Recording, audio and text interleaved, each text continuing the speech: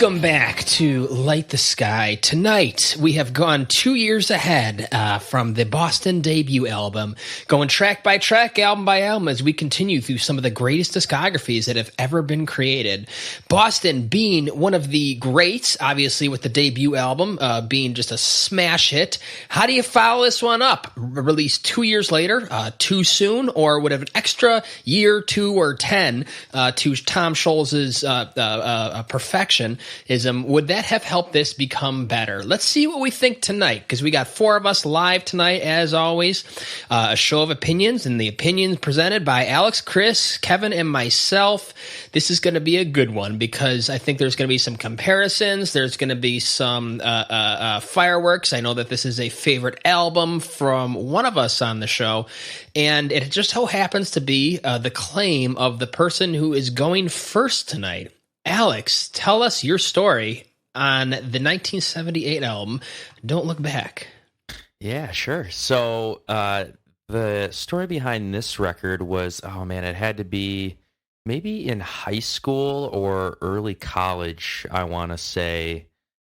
So I don't know what year that would have been. Let's just say like 2011. I'll just pick that year. I think that sounds about right.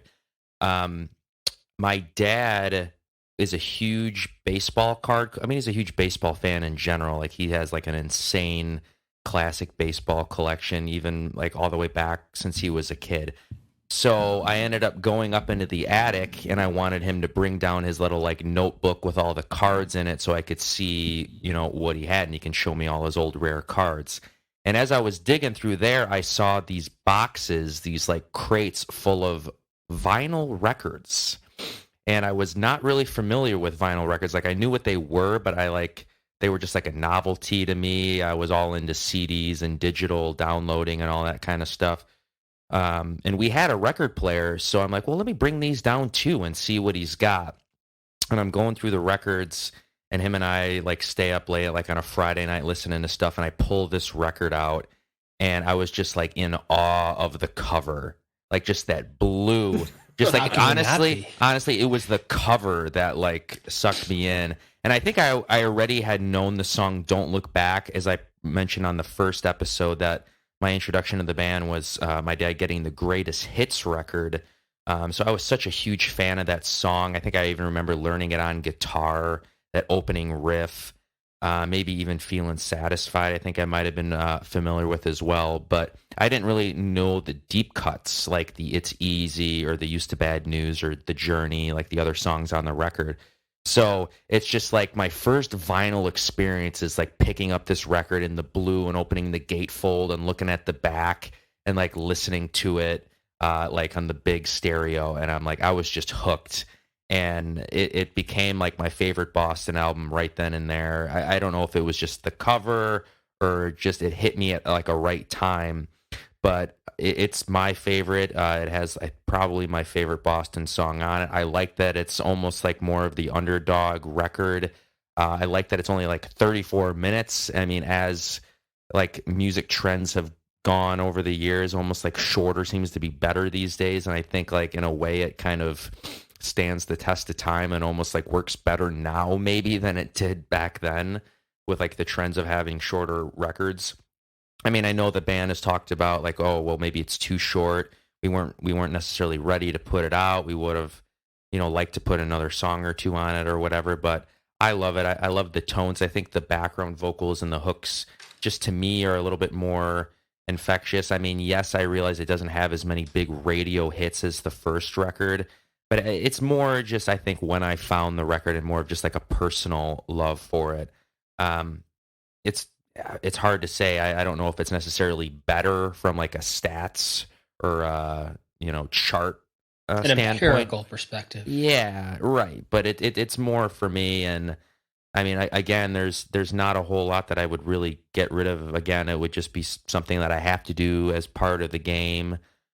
Because we got to Love and Flush and Terminate a song, so or the album. So yeah, this is my favorite. I'm gonna go 9 out of 10 on this one. Don't Look Back.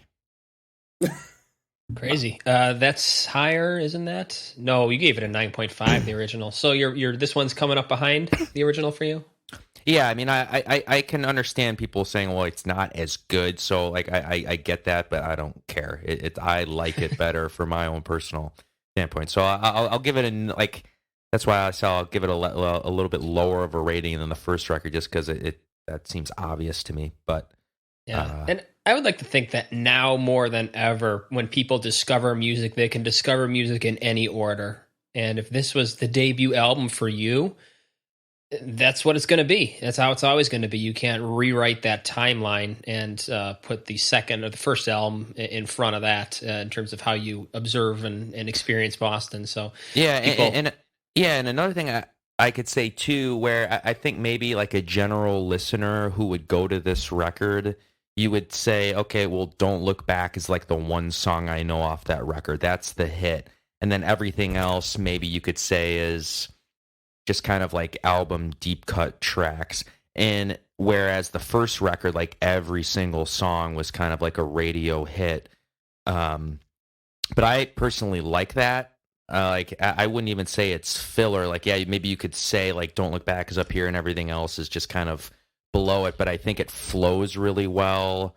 Yeah, you got the instrumental track on there, but like I'm just so used to hearing it fade into like the next song where it's just like I love the way it was written and paced. There's maybe one song kind of like the first record where there's maybe one song where I don't like as much as the other ones, but yeah, I mean if this album was rushed, I think it's a pretty good effort for just chucking it out there. So Chris, what are your thoughts?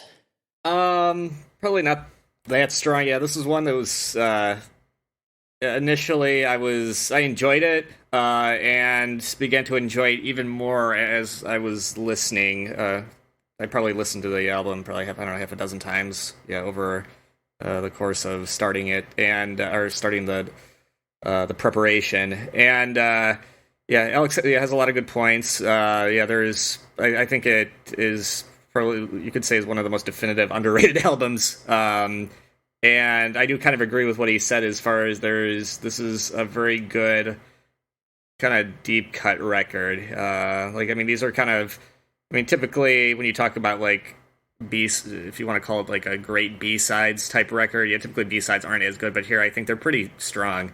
And a lot of them grew on me initially, where I was kind of like, I don't know, but after appreciating the structure of each song a little bit more, I kind of said, you know what, this is actually kind of grabbing me. Maybe not as much as the debut, but yeah, there's a lot to appreciate here.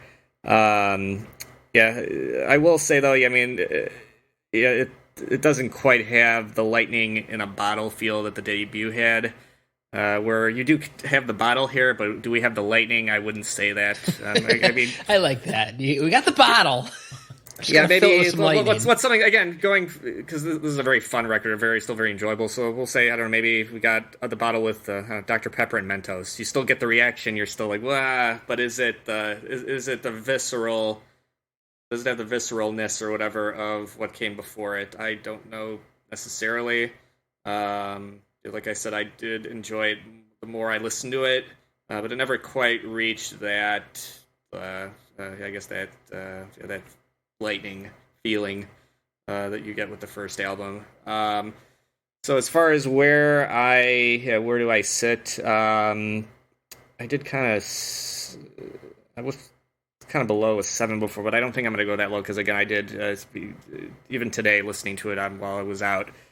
I really kind of dug into it. I'm like, okay, yeah, there was something initially that didn't grab me, but now now it's the key unlocked, the whatever you want to call it in my musical heart. So I'm gonna go with a 7 out of 10, and yeah, we'll see where it goes. And this is back to Alex's point, but he mentioned his favorite Boston song appearing on this album. I think Kevin also said that before. I'm curious if these songs align in addition to what might be mine as well. And I just have to throw that out to Chris. Do you have a life playlist song on this album?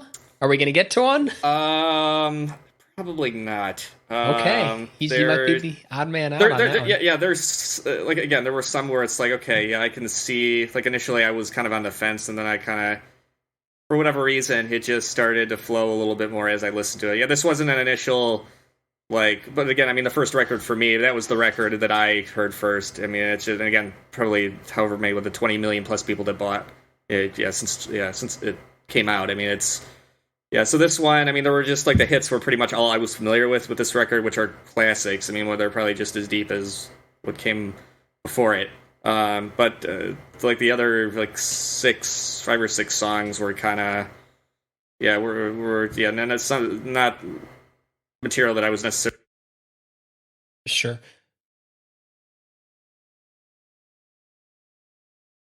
Kevin, you got a Life playlist song on this one? I absolutely do. This is one of those songs that's not a song, but a album, I should say, that's tough to rate, and it's been a Stocks on the Rise album for me for the past couple of years. Number one for being Alex just talking it up so much, and number two is the fact that I'm so familiar with the debut. When you want more Boston, you have to turn someplace, and this is kind of the album that you turn to. The issues with this album, or let me give you some pros, I guess. I'll give you some pros. The good, the bad, cons. the ugly. Yes, exactly. The good. I start with the good. You still have a lot of the same hooks. You still have a lot of the same performances. The production is good. It hasn't fallen off the cliff as it might in future albums. Not for sure yet. We haven't gotten there, but we'll see. And I think that there are some moments of depth on this album that are excellent.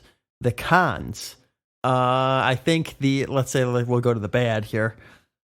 The depth doesn't last as long as you'd think especially for album 2. You're expecting the depth, let's just say, falls off a little bit on the B side. with a couple of these songs. Doesn't it always? Yes. Not to say that they're bad songs, but some of the things we were kind of laughing at in the first album maybe appear here. I think the production, while good, isn't as warm as album 1. So that is it's missing the lightning. Part of the downside. So it's good, but it starts the trend of being bright and tinny just ever so much. Not terrible, but ever so much. And then if we're going to go to the ugly, I would have to say that I don't think the album is too short, but you wish they I don't know. 35 another, minutes is like, I love between 35 minutes and 45 minutes, but I think the whole claim of being rushed, maybe it's overblown, maybe it's not. Because he had forever to hone the first album songs, right? And then it's time to write your second album. Like, oh my God, I wrote the first album in a decade. How am I supposed to write the second album? But you're a 70s artist. You're expected to write an album a year. Every 9 months, And, So, and the thing is they had some songs that they were playing live that were never like released in studio form. Like there's a song called... I didn't know that.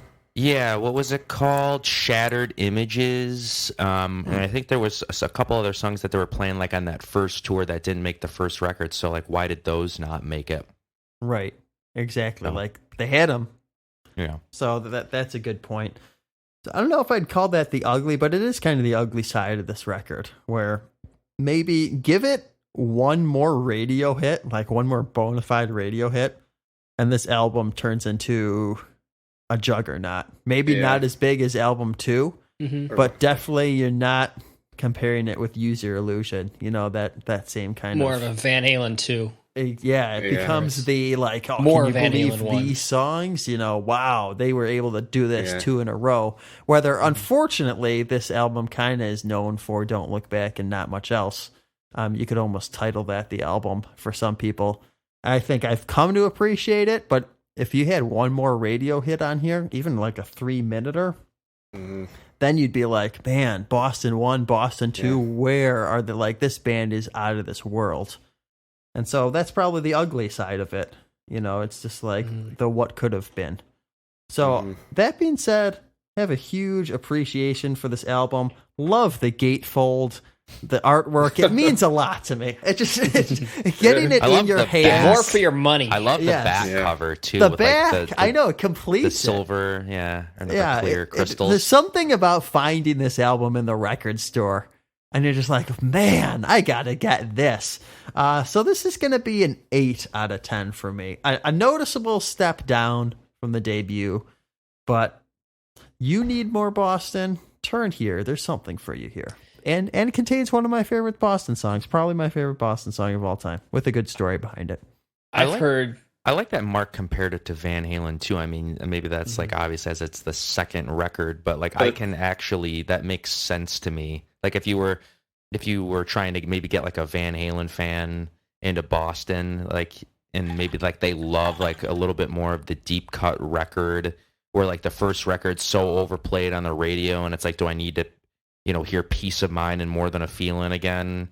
No, but then you go to the second record, and there's like, it's like you almost forget about some of these songs, and it's like, man, there's so much good stuff here that's like not overplayed, that you just, every time you hear it, you find something else. So yeah, I will say, the deep cuts on here are a little bit. They do have a little bit of strength to them compared to what I know you guys had some complaints like on a little bit on side 2 of the first album, where I think here, I don't know, they just Here's what a producer will do, and I don't profess to know what the working dynamic of this, but I can guess based on all the lawsuits and nonsense that went on with this band that prevented them from putting out music, is that a producer will demand 15. Give me 20 ideas. I want to hear your 20 best songs, and then we'll get to 15, and then we'll get to 17, and then we'll get to 12 and cut, maybe there's a Japanese bonus track in there, and then what was that about 10. What was that about the Bad album where they wrote like 40 songs for Bad? Like, ended up with 5 number ones. You can't complain. And there's a guy in a position who had no reason to do that. He could have just said, I'm going to I'm going to take time off. And that's the kind of thing that you get with this. That seems to be a symptom of a problem that I don't necessarily know that I see, but it is pretty obvious that it tends to fall a little short in that category. So for my thoughts on this one, I mean, people have said it. You're treading water, but you're treading water at light speed with this album. That tends to be a consensus that it's more Boston. But is it? Did you want more? Or did you want some kind of evolution? Yeah. I think that there's something to be said of having at least a little bit of evolution. If you're going to take 2 years, you might want to introduce something a little bit more that you didn't necessarily get here. Right. I mean, look, when you go from being virtually unknown to headlining Madison Square Garden, there's going to be, it's going to be a whirlwind. And the way I would put it is, the urges have all been excised. You did what you set out to do. So what's next? And when you strip away that pomposity from the first album, what do you have? You really have something that's, it's pretty paper thin, to be honest. Like lyrically, there's really not a whole lot of depth. If you get tired of the sound and the production, the musicality of it is not crazy. It's not super progressive or interesting as far as a musicianship standpoint. So like maybe like The Secret of My Success. Like it's fun, but it's a little paper thin. Yeah, sure. To be honest. Or the Burbs. Like, I love The Burbs. It's a good movie, but it's a bit thin, and that's where it's starting to wear out. Like it's getting a little too thin, where you're starting to feel the brake pads on the rotors. Like it's starting to grind a little bit at points. You're getting down a little too low. And we're only in album 2. And we're in album 2, unfortunately, and you got to keep up that momentum. And I kept back. I saw this comment somewhere. I don't remember. I don't know who I can credit to. It might have just been YouTube or something, but this is a rare negative comment on this album because people really love it. But I think it's a little closer to where I am with this. Maybe not this far. 6 words. The same thing, except it sucks. Yeah, and I don't know if I go that far. No, but there's a few moments on this record where it's the same thing. Yeah, I think most people agree that it's just not. It's not there. It's just not. and maybe if you experience like from Alex's perspective, like this was the first, and so he hears smoking, it's like, okay, I've heard this before, and don't look back, and I prefer it just because I experienced this first. Where for me, it's a little bit more of the I heard this and it was better the first time, and you didn't bring anything new the second time, and that's starting to wear thin. Not that there aren't good moments on this record, and I have a big complaint that might surprise people based on the fandom. I don't know, this might be a turn into a fiery show, because I am going I don't know, should I just do it? I guess I'll go 5.5 on this one. Van Halen 2, it is not. Whoa. Yeah, I gotta disagree about that. I think they brought some depth. No, it's funny, when I started at a 6.5 actually, because again, it's very enjoyable. But I think a lot of people do agree that it is like more like, okay, we did this on the first album and gone, okay, we're just gonna do that again. But it feels, again, it's missing that. Yeah, it's missing that muscle. And I will admit there were times where listening. And again, you heard a little bit about this on the first record too, but I didn't really care as much, just because I love those songs so much. But here, where you hear like these melodic lines that feels like you've heard them many times before, but it feels like they're just dressed up a little different to try to trick your brain. But it's like, I feel like I've heard that. And like, I feel like they manipulate it into like there's a program that is running, and I'm falling for it. Now here's a question for you guys. Like, I know like we have to rank these as in like the order they came out, and that like absolutely affects the score, but I'm just curious, what if these albums were flipped? This record came out first and the self-titled record or self-titled came out That would be second. Interesting. Yeah, that would be kind of a cool... I had more respect for the band. Yeah. Think like, there's an obvious evolution in terms of like the finding the formula. Right. Yeah. That's what you'd say. They took the formula and honed it into versus the other way around. 18 million seller.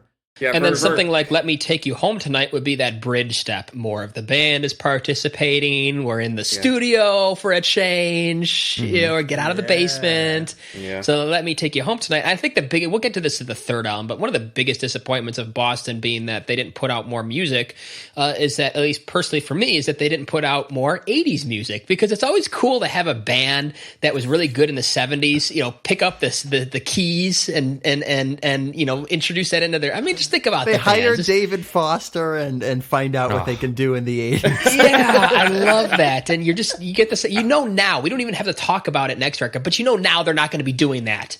And that's annoying, to be honest. Like, it's just, think of it like the Chicago and Foreigner and ZZ Top and even Van Halen or Cheap Trick. Like, they all are great 70s bands that put out some really cool 80s stuff. And Boston, you could just tell by the second record, they weren't going anywhere. For a guy with a home studio, the amount of output sure is low. The guy owns his home studio. Wow. He doesn't have to pay for studio time. Yeah, maybe that's just the problem. Scratch and cash together just to buy an expensive studio. This guy can just take his time. It just kind of shows you the side of the artist that when they're given no limits, they put out nothing. You know what? Maybe it's a good analogy for the modern era. People can do anything now in their basement. Mm-hmm. So they put out a single. And it just doesn't. Sometimes the quality just isn't as there as it should be. I'm one of them. I'm guilty. So. Sometimes you need that constructive criticism, which I know. Yeah, that's all right. Let's get to the track by track. Let's kick it off. Kevin, take it away. All right, we're going to start with Don't Look Back, the title track, starting off number 1. Is this the 90s or what? But no, we're going to start at 2:36 for the track.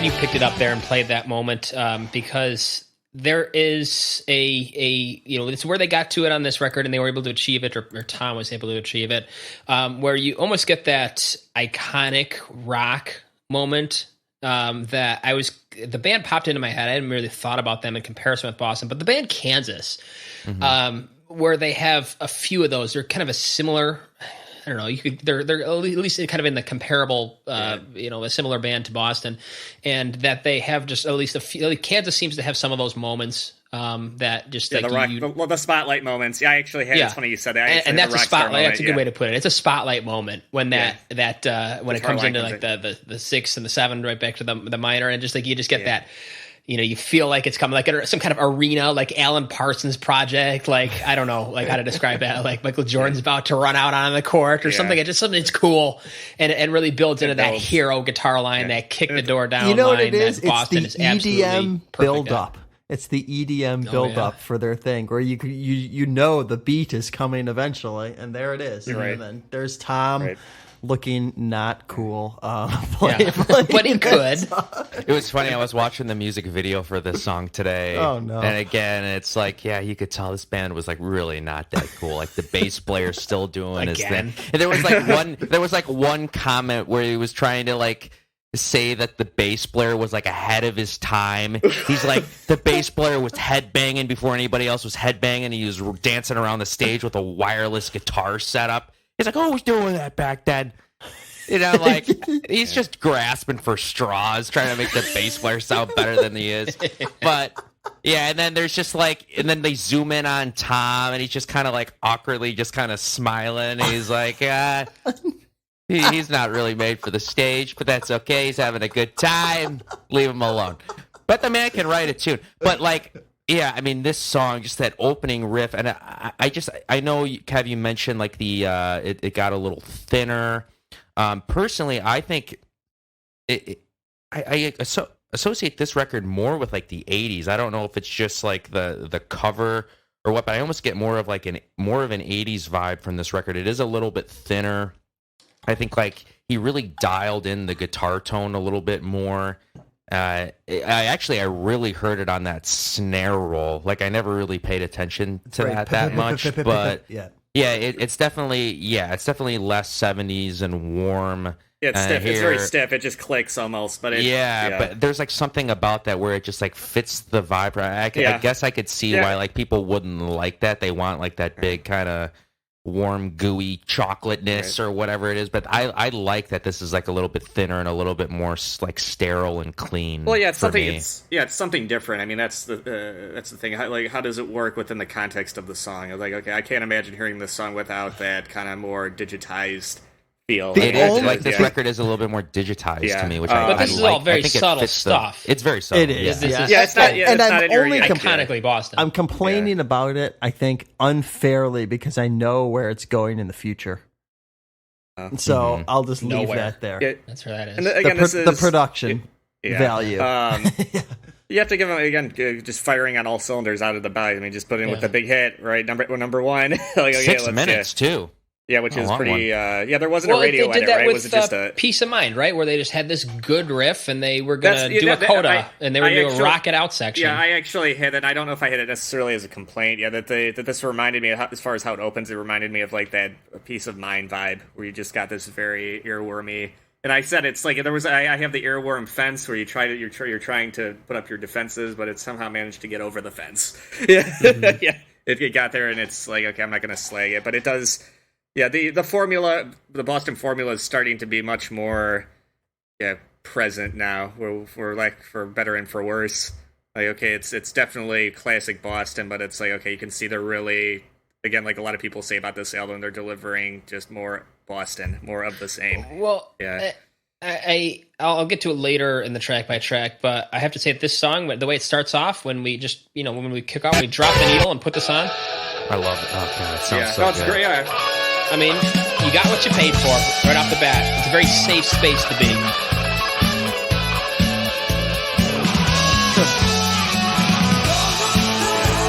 when you have your title track to your album and the first lyrics of your song are "Don't Look Back."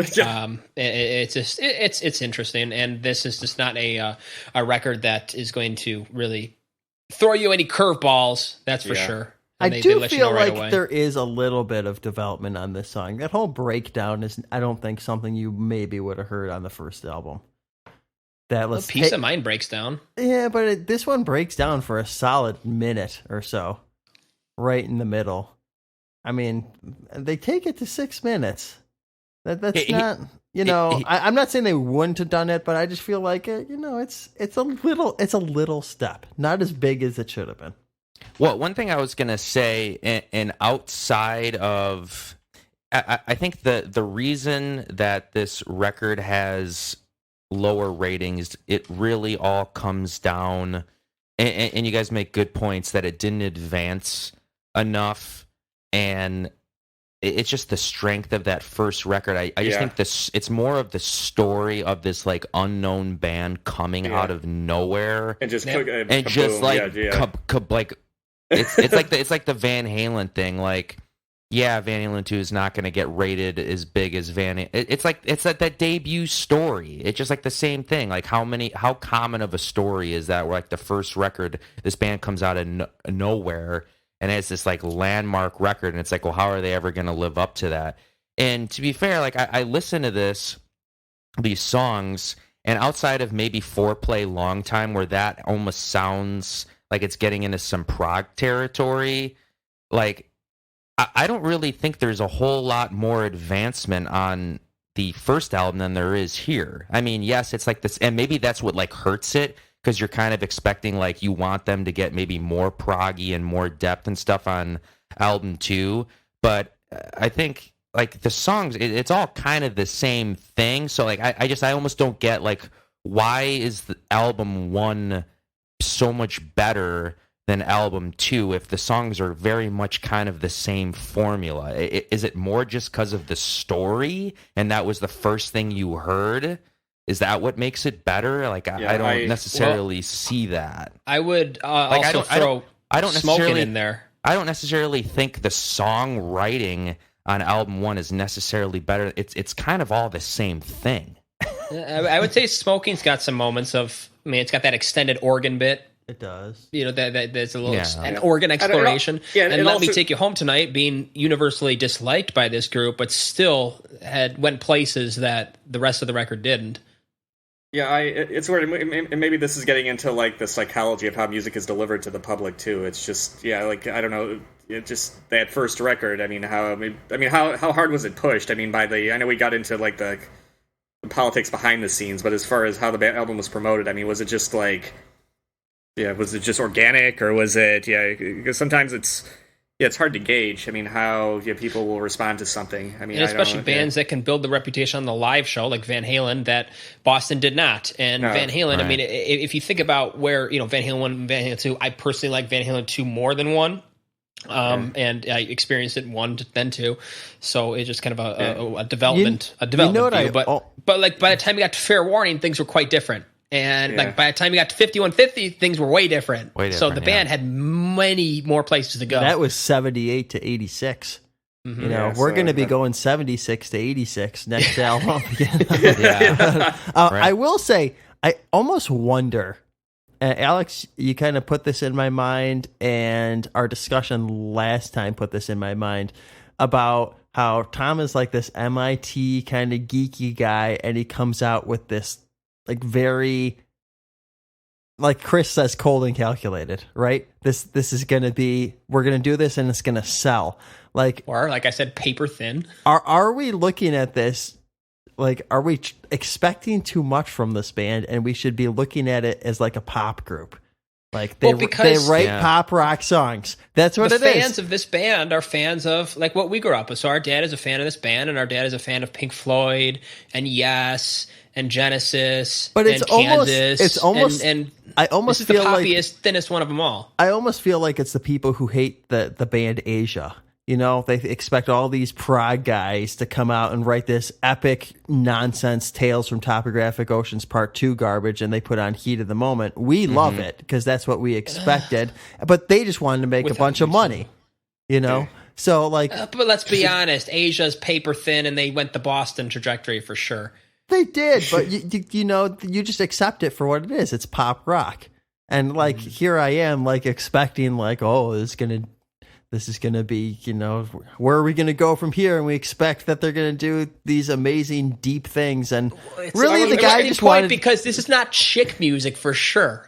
Like, this is going to get the guys who are interested in the musicality and the guitars. It sold 18 million albums last time. It's chick music. I don't know. I feel like the audience of a Boston show does not look too different than the audience of a Rush show. Maybe not now, but maybe I'm then. wrong. But maybe then.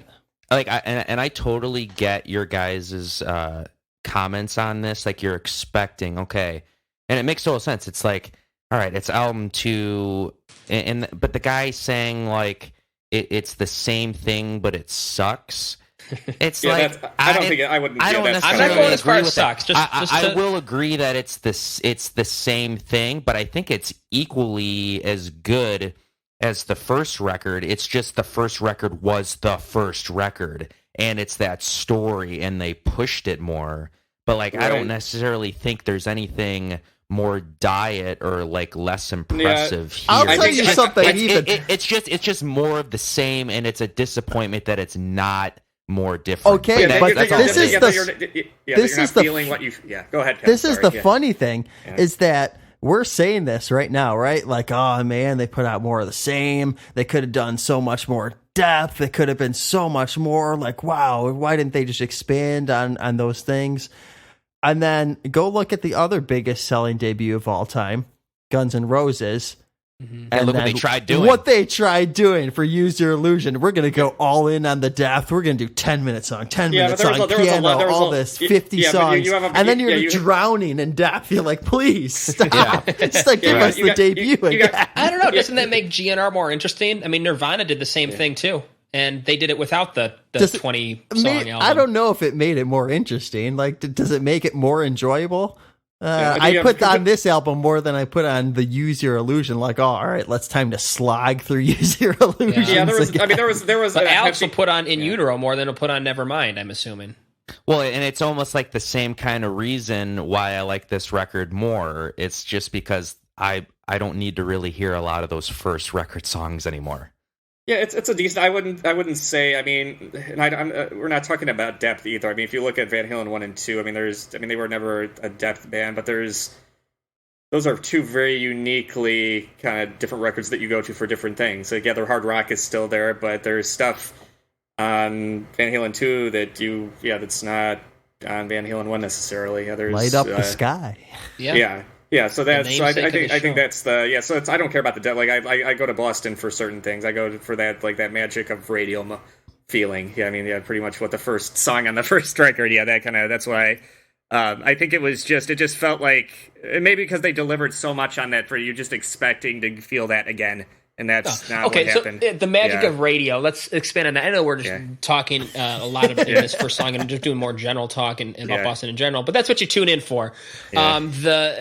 If you're going to high school in 76 and, freshman year, Peace of Mind was all over the radio, More in a Feeling. I don't know how long this took the singles to all peter out.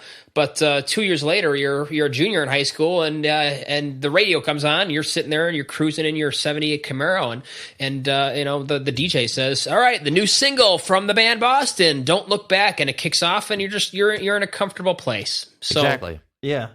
The guy saw that it made him $1 million or not. I don't know. Like, why wouldn't he do it? Yeah, it's not like the dude is talking about smoking weed on the first album. It's not like we're gonna get, poetry on the second. Personally, I almost think there's more depth here on some of these more ballads. I'll point out where the same thing, but it sucks, really, really comes through, and it's not on this song. I know where you're talking about, Mark. Yeah. But let's and get if on to that track it probably two. Is true, right? I gave it a lower rating. But maybe I'm saying, are we expecting too much?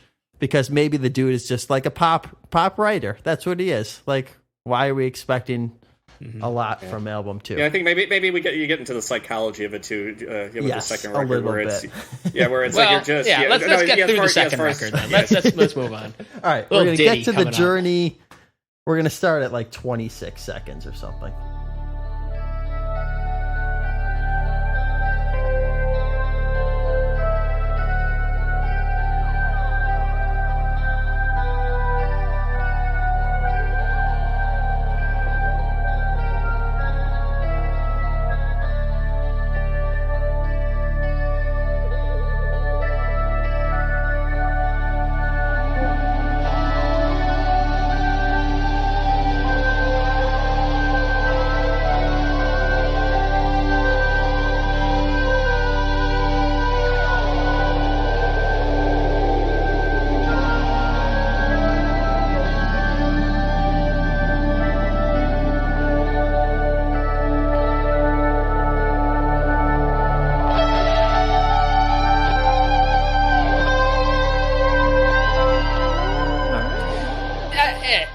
appreciate the boldness of putting something like this in track 2. This really makes you feel that, a couple of things based on the sounds and the timbre and everything. It just almost like evokes a Pink Floyd to me. And again, that's where I say that that's where this album doesn't really know where it can be, or Boston really is a tough, they're not prog, they're not pop, but sometimes they sound an awful a lot like Yes or Pink Floyd. So you catch in fans, you bring in fans of that type of stuff, and then they don't get what they want. But the at least this piece, this legato piece, it really is a rock concerto in the first 3 songs here. You had your presto opening, your legato second movement, and then your third movement going classic. To be a closer. So yeah, I mean that's it's a old musical form dating back to the Baroque era, to 1600s. Bach was a musical trilogy in G, right? Lick My Love Pump by Spinal Tap. But anyway, that's the Boston take on that one. So this is at least I appreciate that. That tricks you into thinking that they're really going to go someplace, and then unfortunately they kind of don't. It's interesting. I guess this was one of Tom's favorite moments on the record, I guess, which I thought was I love it. To me, like it's such a subtle thing, and I don't know if it's like a huge difference with the guitar tone or what, but like for example, let me see if I could put something in the chat here. I think maybe Kev will get a kick out of this, but where is it? Sorry for the listeners here. Here we go. All right, should I just put it in the Skype chat? Yeah, just drop it. So I'm going to put something in here that would have came out 8 years later, and I don't know if you could say it's as epic, but I just think that this song and like just the vibe of this is just like ahead of its time, and it's nothing crazy like from a virtuosity guitar playing, but just from a vibe and a tone and an atmosphere. I feel like they went and kind of took this. I feel like they might have used this for inspiration, because it just had I just think of this movie, which would have came out in 1986. If you want to play that, but I know everybody in this chat knows this song, but I introduce it for the listeners at home. It's the Top Gun anthem with who would that be? Jan Hammer, Steve Stevens, and Falkmeyer.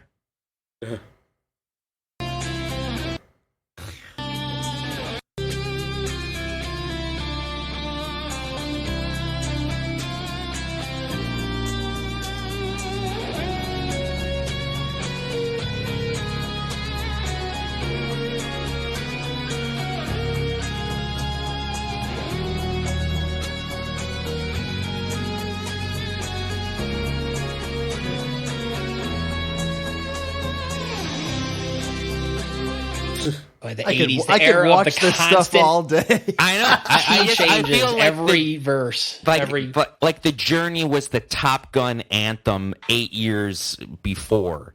And it's like the Top Gun anthem's nothing crazy technical, but there's just something so iconic about it.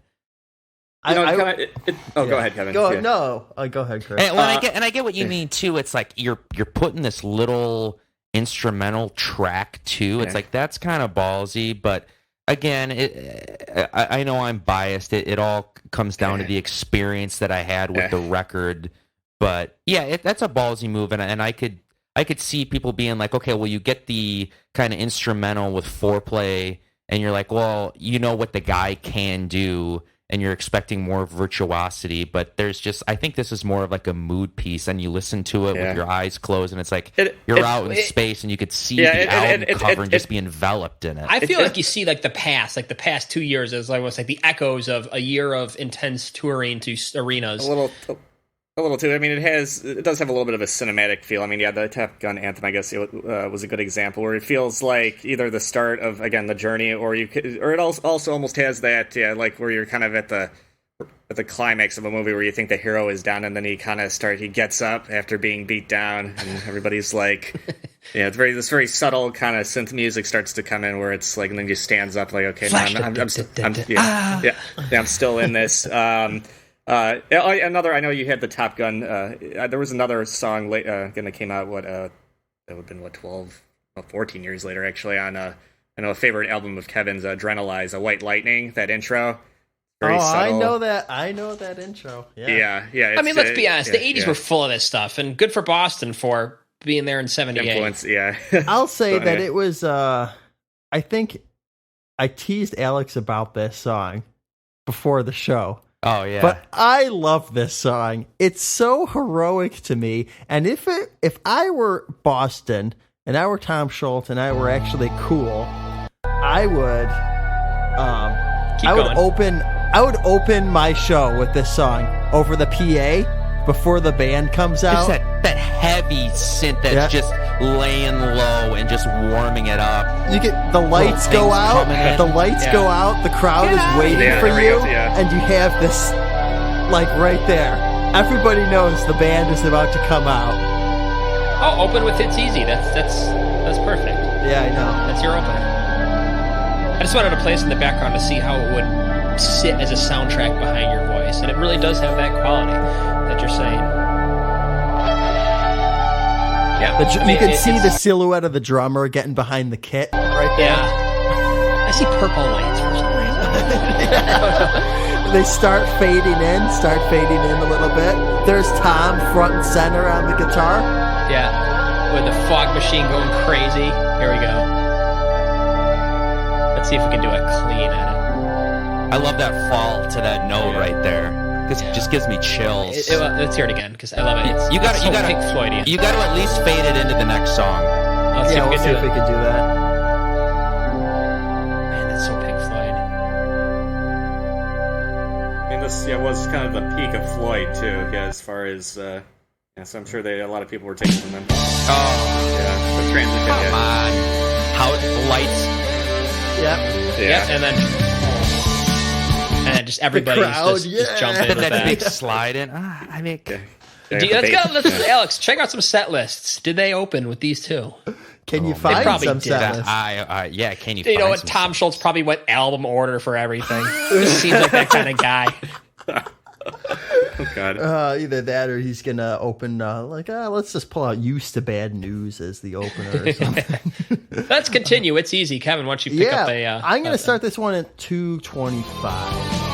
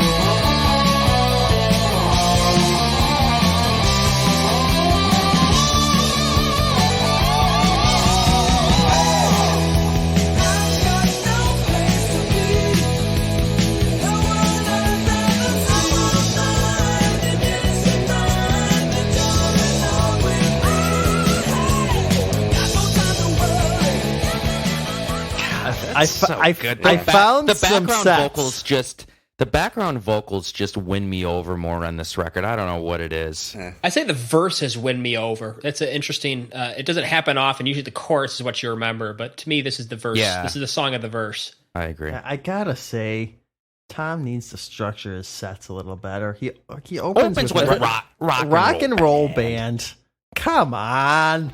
The worst song on the and album. He has The Journey in the 6th spot, leading into More Than a Feeling.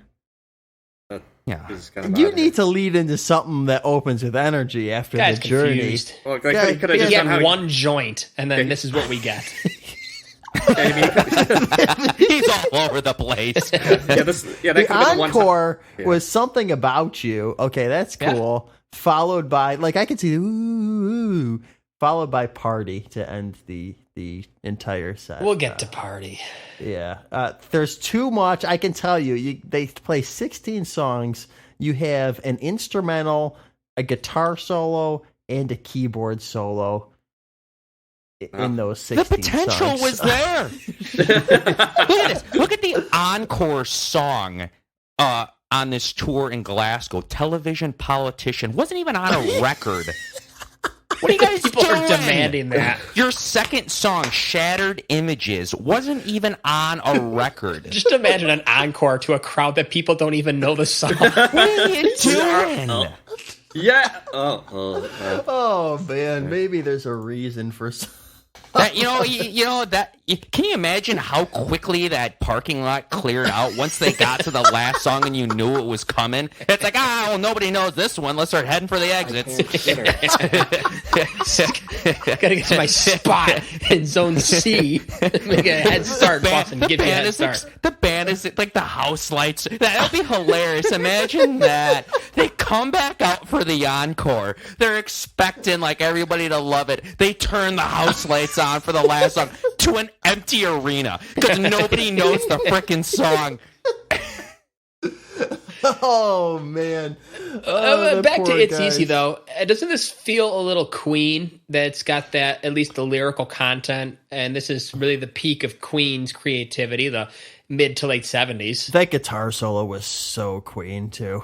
That was so Brian May. I know he pulled it from before in when we talked about in the debut, but I felt like this one especially was just structured in a way that felt so Brian May. Especially when he goes up the neck. It's very Brian May, like almost the talking quality of the guitar. I do like this song though. Overall, I don't know why. I'm just like an A-side guy on this album.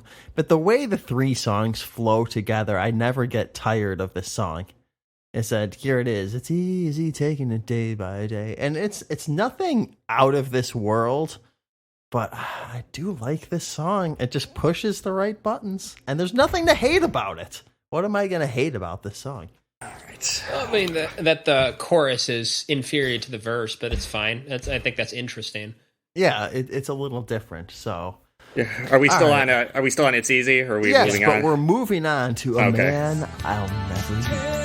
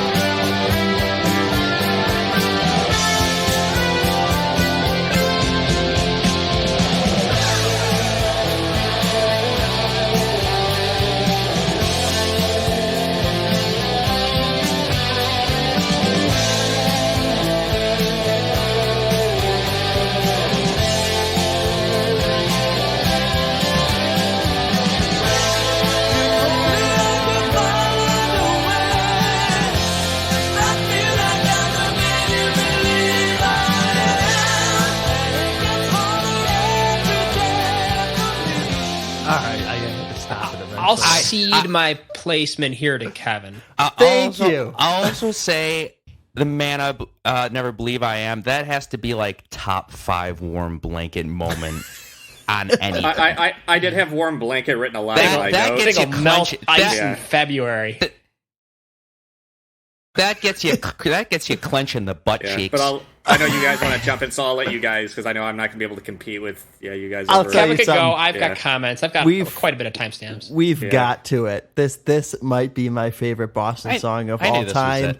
Yeah, I knew this was it too. Yeah, this is one of those ones where I put on this album. I knew Don't Look Back. I get to A Man I'll Never Be. I'm shocked by the piano, but then we get to that chorus. You have the guitar line, and you get to the background vocals, and you're just like, oh man, where did this come from? Yeah, It where did those background delivers vocals come quite a from? lot. Yeah. I'll tell you a story about this song, too. All right. I love story time. That just cemented my love for this song is that we were on vacation, and it was one of those stops that you make because you're going someplace else. And I think it was on the Hall of Fame tour, and we were in New York and this random Holiday Inn, and there's nothing else in the town. And Mark and I felt like playing some pool.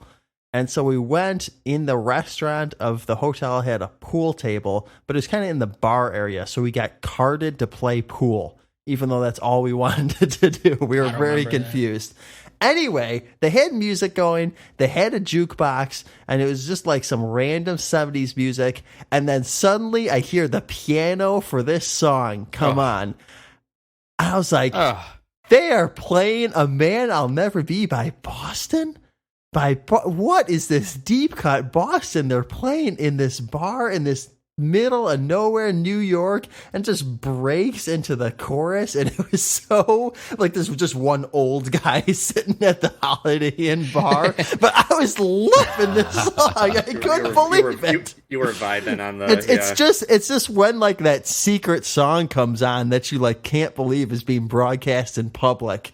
And like, I know this song. This is one of my favorite Boston songs of all time. And such a beautiful. Yeah, the funny song. thing is that it's you're telling me I was there. That's too. the only. I guess if you say so, I was there. Something else must have happened that day. Let's dig into these this background here. I finally found that spot. It's right up top. Where's the? Just. I feel like I'm the man you believe I am. How Def Leppard is that? 10 years before Def Leppard. That's what I'm saying. Man, where they could have gone with this. They could have been putting out Adrenalize in 85 and Hysteria in 82. And what do we get? We get Amanda in 86. No one wants Amanda.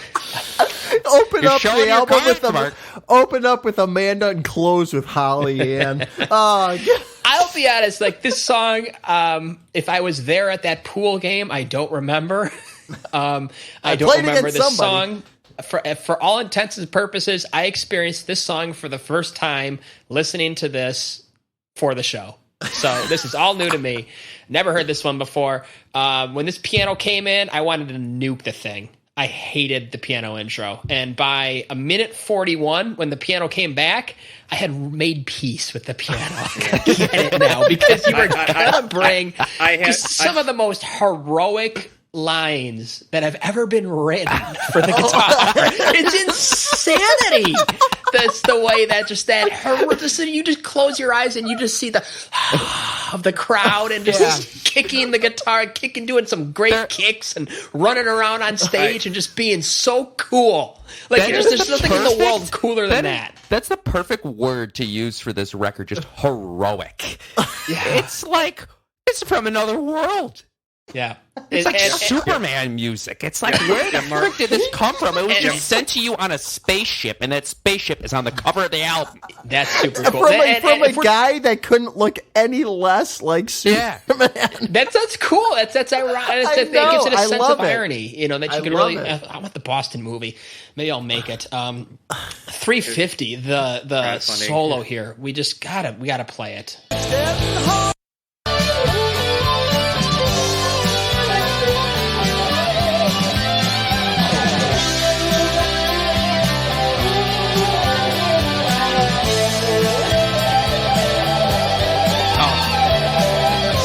Alex, I want my Kemper back. Yeah, let's hear it. I'm gonna find it. I want to learn this one.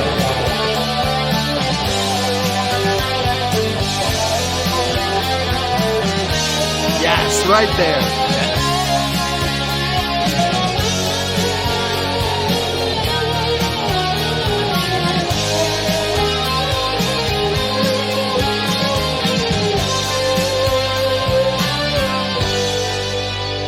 Very reminiscent of the great Toxin song to close out the that album. I don't even remember the name of it, but whatever that extended song. Yeah, Mark, I gotta agree. Permanent Midnight. Permanent Midnight. Yeah. So Chris, I'll let you go because I got to talk about the downsides of this song. Oh no! And this is really tough, and everyone's going to hate me for this, but this is the show that we're in. The context of where we talk about these bands is we compare them to we're only dealing with the best of the best when we're talking our discography discussions. Like, don't give us crap about the special episodes. Like, Wolfie is not the best of the best, and we never made that out to be.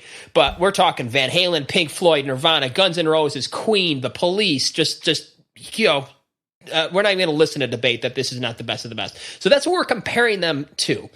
And like this has got some of those elements, but right here after the solo, I'm just going to pick it up right where I left off, 426.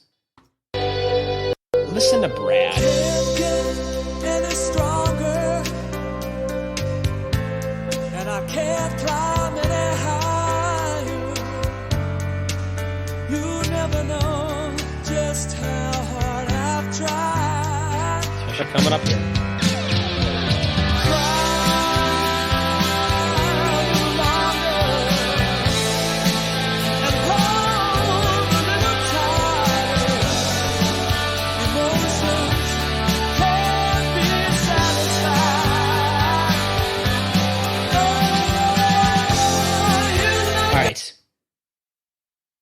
It sounds like a backup singer. I love Brad, but the only thing I could think of when I heard that part is "Where's Freddie?" and somebody as in belted it Freddie out. Mercury. And I know it's so unfair to give a band crap for not having Freddie Mercury in their band, but just can you imagine this section Somebody who belted could out push, by yeah. Freddie, especially just this right here, that part, that right.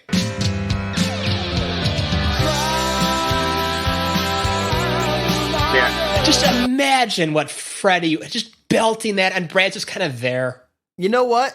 I'm not going to blame Brad. I'm going to blame Tom for that. Producer, have him do Get another another take. take.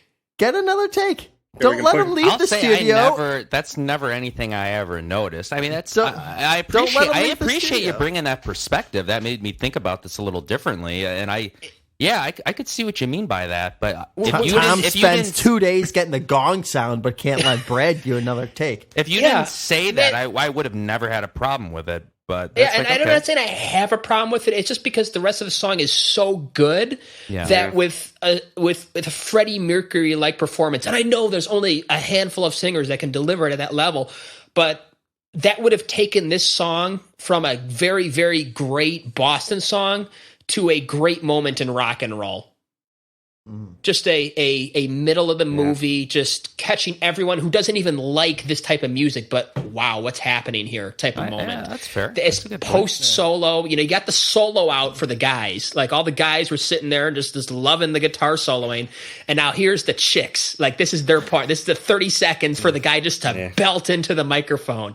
And that's what Freddie could do. And it's such a weird thing. It's like Wasted it almost feels like opportunity, yeah. Freddie's on a bathroom break and he's about to come back out. And no, it's So one of just the a other guys backup walks singer. in there. Yeah. It's Brian just the will- weirdest thing to complain to, but you know, it's the potential that's unmet, and maybe that sums up Boston as a band.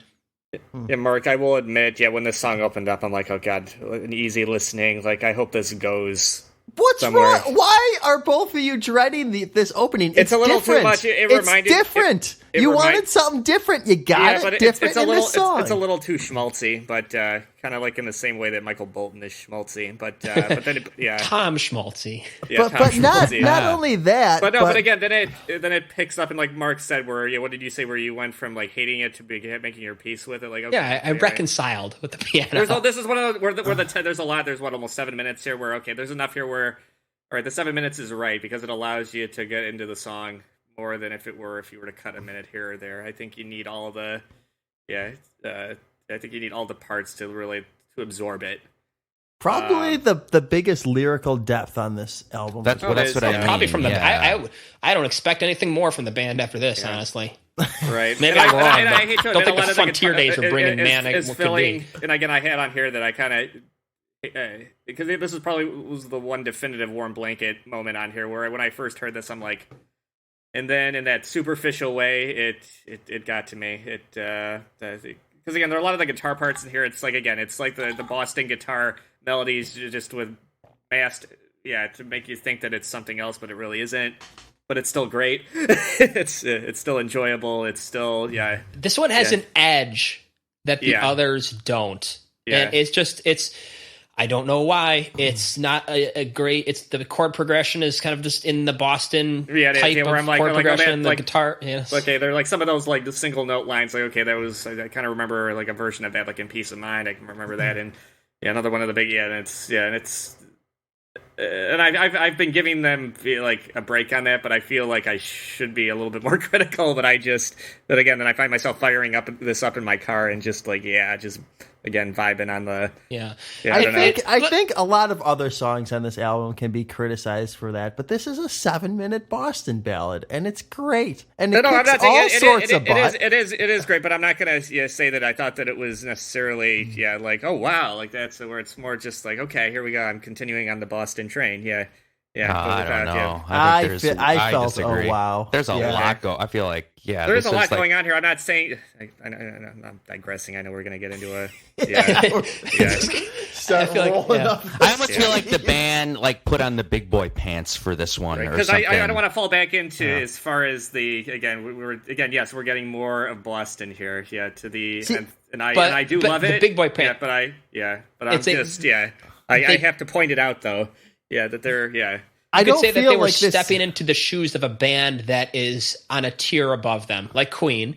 I think it's Boston may have peaked higher, but Queen is definitely a tier above Boston in terms of their catalog, and they couldn't quite step into those shoes. We'll have a Boston Queen debate another time about the unevenness of some of Queen's catalog.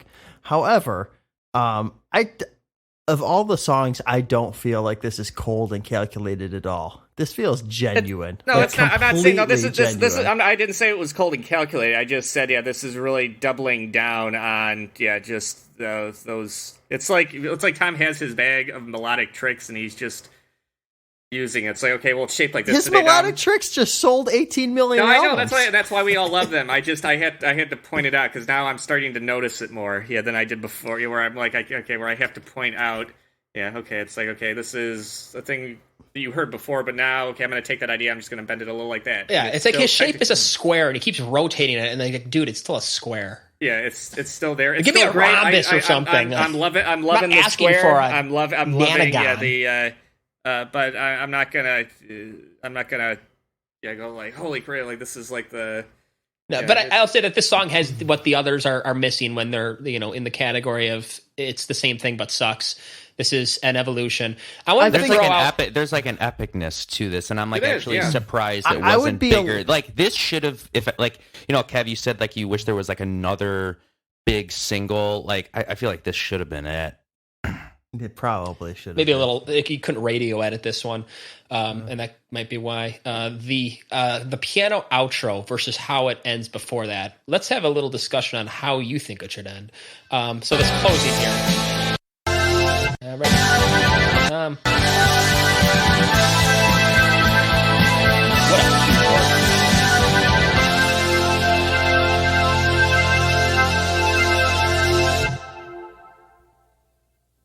Should it have ended there, or should we have this piano outro? You know what this sounds like to me? Wow, I'm about to put this in the chat.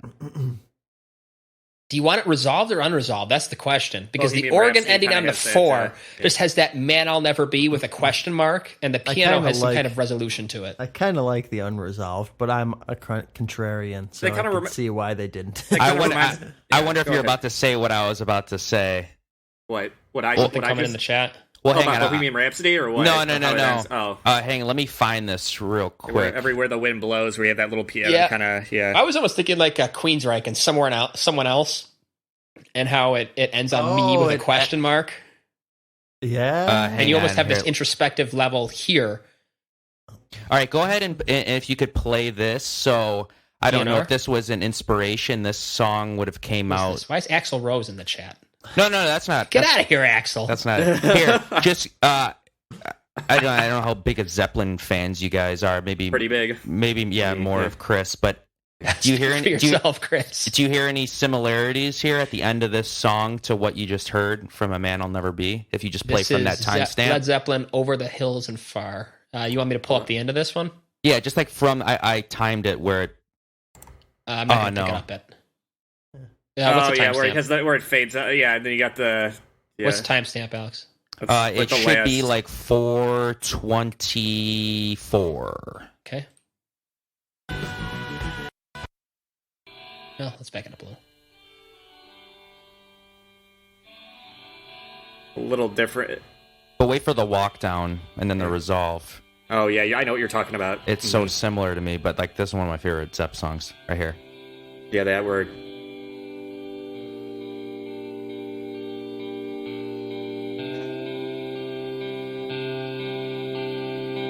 Yeah, it's been done before. Yeah, I think I'll take. I always thought that This was is better. What Zeppelin doing it is Zeppelin better. is better, yeah. Yeah. Well, they did it with guitars too. There's no real. Yeah. Yeah.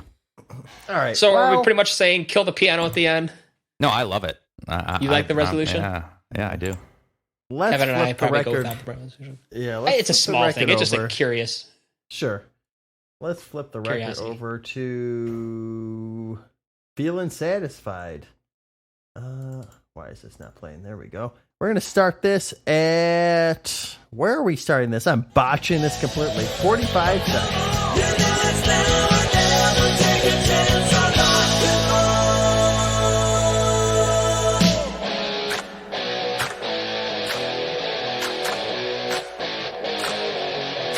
Ooh, are you feeling satisfied? Come on, let us give your mind a ride. Ooh, are you ready tonight? Come on, let us give your mind a ride. It's up to you. You can do what you like. Come on, let us give your mind a ride.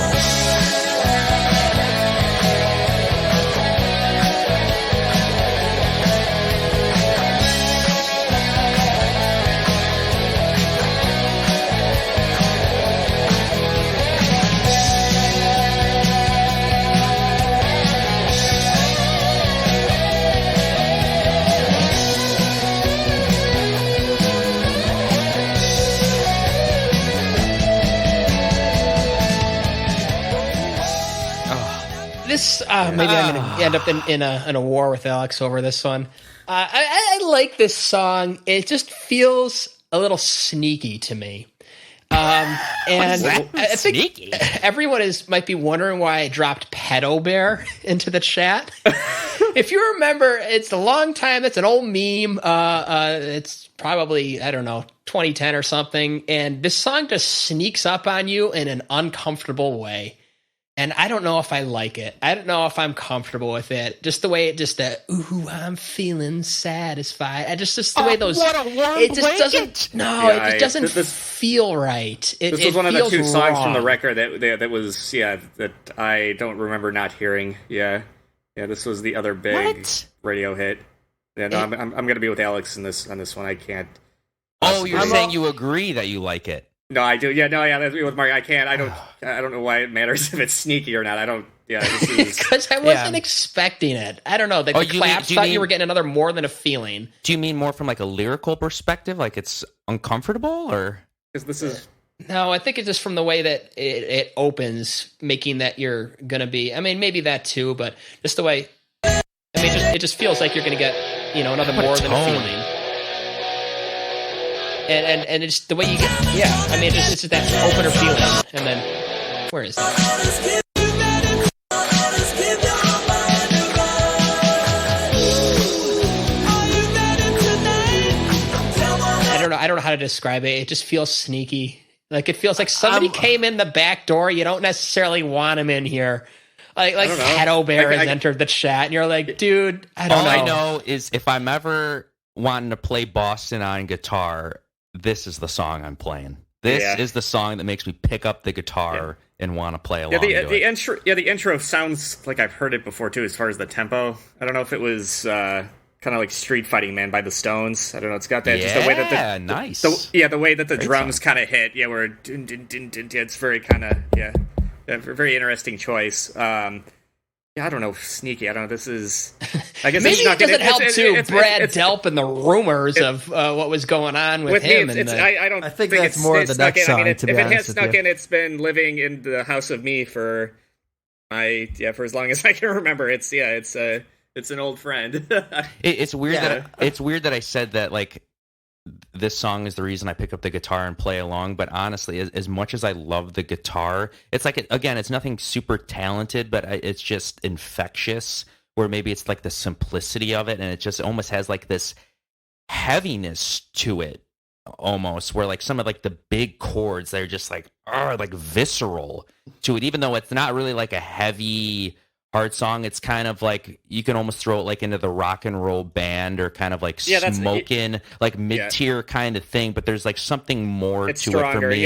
It's stronger, and really the thing that like wins me over on this one is honestly the vocals. I think there's something background vocals. There's like a step above. I think there's just more infectious hooks. Yeah, it's more the pop perfection. And I will, as much as I kind of defended rock and roll, this is what I think rock and roll could have been if they would have spent more time. I think this kind of does what rock and roll failed to do. Yeah, where it just has more of those.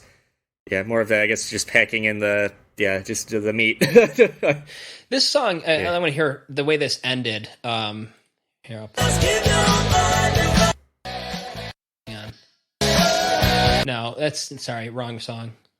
No, Notes in the wrong place. All I have to say is that I am with Chris and Alex on this one. Always been a favorite. And this is the one where I'm like, wow, this album is still keeping up.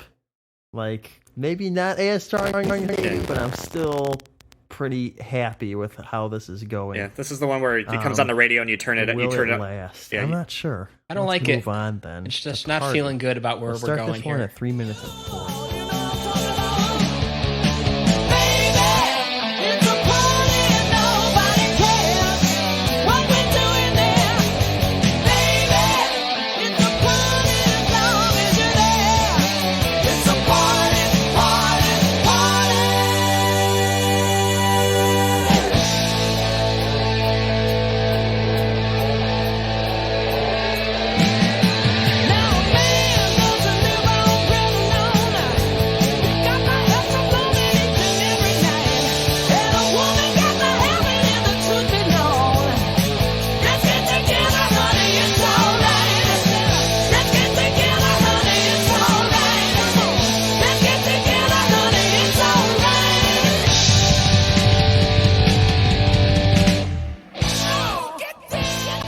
Yeah, Pedo Bear has definitely entered the chat. Let's just say what smoking should have been. Yeah, I'm the other way around. Yeah, smoking on steroids, baby. Way better riff. Way better riff. Yeah, I agree. This is kind of like a companion piece to Smokin'. If I had one quip, I think that because Party, I know before we started when we just started doing the research for this album, I know we were kind of goofing on this song where it just sounds like what is Tom just doing like the dictionary definition of party. I wish they would have come up with Brad wrote this song. Yeah, I wish they would have come up with a more unique title where like party. Maybe this is what would have been the one time where you wanted asterisks or something or parentheses. Like, okay, we're gonna put like some like clever little. But other than that, yeah, I mean, this is again, this is the this gets being amped. the mid you're in your mid 70s muscle car, just riding down and just this is the epitome of superficial fun where you don't care that it's sneaky or that it's. I don't. Can you really listening? Can you listen to Smoking back to back and come across like this is the one you take away? Smoking's got that whole breakdown, that whole organ. Oh, it's still good. I still love Smoking just as much. But this one, it's funny. I had forgotten this was the third song from the album that when I heard the chorus, I'm like, oh yeah, that's right. I totally forgot about that. And this is the one I kept coming back to. I don't know what it is. It just made me heavy. It just gets you amped. Another one where you just pick it up on guitar. It starts off with that really beautiful, clean kind of phasery intro, and then boom! It's just like, how can you not want to pick up a guitar and rock out to this song? I will say it also does kind of have that Foghat kind of beat to it too. Yeah, because I know that they were kind of at the peak of their career at this time. I was kind of laughing though. There's some stuff in here that it probably dates it a little bit. Yeah, you don't really hear Token a Joint. Yeah, and in anything after 1978, that's a very 70s kind of but who cares? Again, I'm sure for a lot of people, it's that's the nostalgia you want. Yeah, you can't criticize this and then go and say you love Smoking. Okay. Yeah, Smoking's. It's the same freaking thing. No, this is What? Okay, Smoking's got the organ solo. Okay. Cool. yeah. It doesn't have all it's that got. organ solo. It has a mad organ solo. There's a madman. It's organ. great. Yeah, I'm not okay, saying it's okay. And but it just feels more like a trip. It, like if you're going to write a song about smoking, like having a little, high section is appropriate. Yeah. This song is just about a party, and I guess they imply a little bit at the end. Yeah, I'll admit, okay. It's not. It's not as, but again, just mildly. It's not as iconic as "Smokin' is, but it's still. I think there's more going on in the song overall. Like it keeps your attention more. I will say, and again, maybe maybe it's not as far as the chorus. Maybe "Smokin' is more of a radio staple, but there's something about just the notes chosen for how he sings the chorus that just, I don't know. It's one of those Huge. It's one of those six that you can't explain it. Or it's just man, there. I'll never be into feeling satisfied, into party. Come on. Yeah, Mark.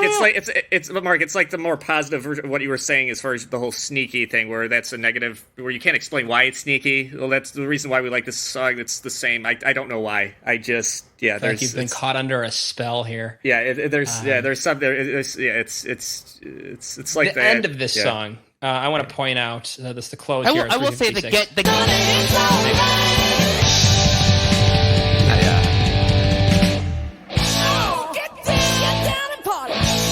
That did remind me a little bit of Bret Michaels a little bit. Okay, so I will say that's wait. the one part I don't like about this song. Get down and party. I'm like, all right, you didn't need that. I heard that and I was like, what is that from? And I doubt there's any link between these two, but being that we are all fans of this band, I finally figured out. I've got to play it. It's even in the same key, which maybe helped me link it. This is the end of this song. Oh yeah. Whoa.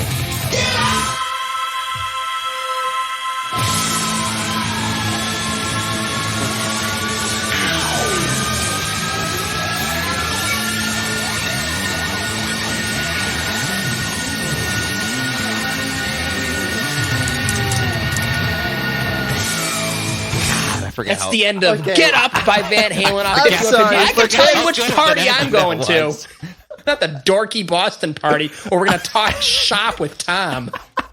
I'm sorry, but That's 8 years down the road. They had Boston to go off of. I know.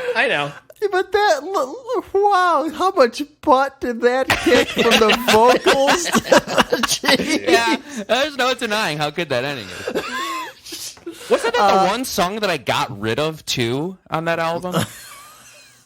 Maybe. I think I might need to go back and change my You gotta get rid of score. something. It's a good album. I got to change my score. I didn't hear the opening to this discussion just because of technical difficulties. But Same as last song. It was I just didn't like it, they did. me and Chris saying that it's a better version of Smokin', and that this song, the riff, makes you want to pick up the guitar. You know what?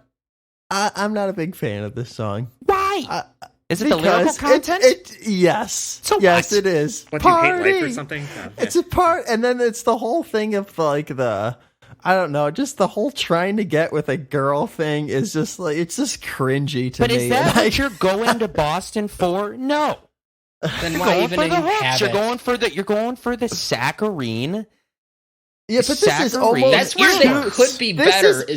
This is almost too on the nose. It's like if Poison wrote a song called Party. Everybody knows Poison is a party band, but if they wrote a song that's like Let's Have a Party, it would be stupid. And it's just Let's have a Poison party, is already not on the let's edge party, of yeah.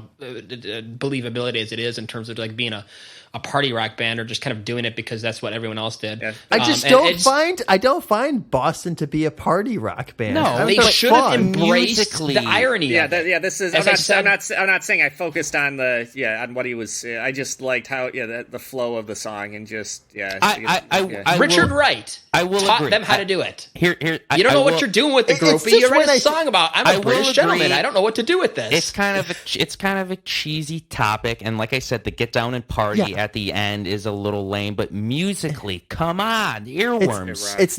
Earworms are there, and it's then like I on pause, 10, the Smoking whole is song. better. I pause the song. It's true. The earworms are there, and then I pause the song, and I see the little thumbnail of old Tom Schultz playing his Gibson Les Paul too high with the cargo shorts on, and I just can't take it anymore. It's I gotta criticize something on this album. They've been going strong until now, and this has always been the one where you kind of look around as you play it at max volume around the house. Like, is this a little bit too cheesy? Like, I don't know. I'm starting to feel self-conscious about my public playing of this song. I'll say pick up the guitar, crank up the Rockman, and play along to this song, and I think your opinions will be different because it's just a treat the whole way through. It's just this is the one, though, out of all the Boston songs, you go to this one to play along?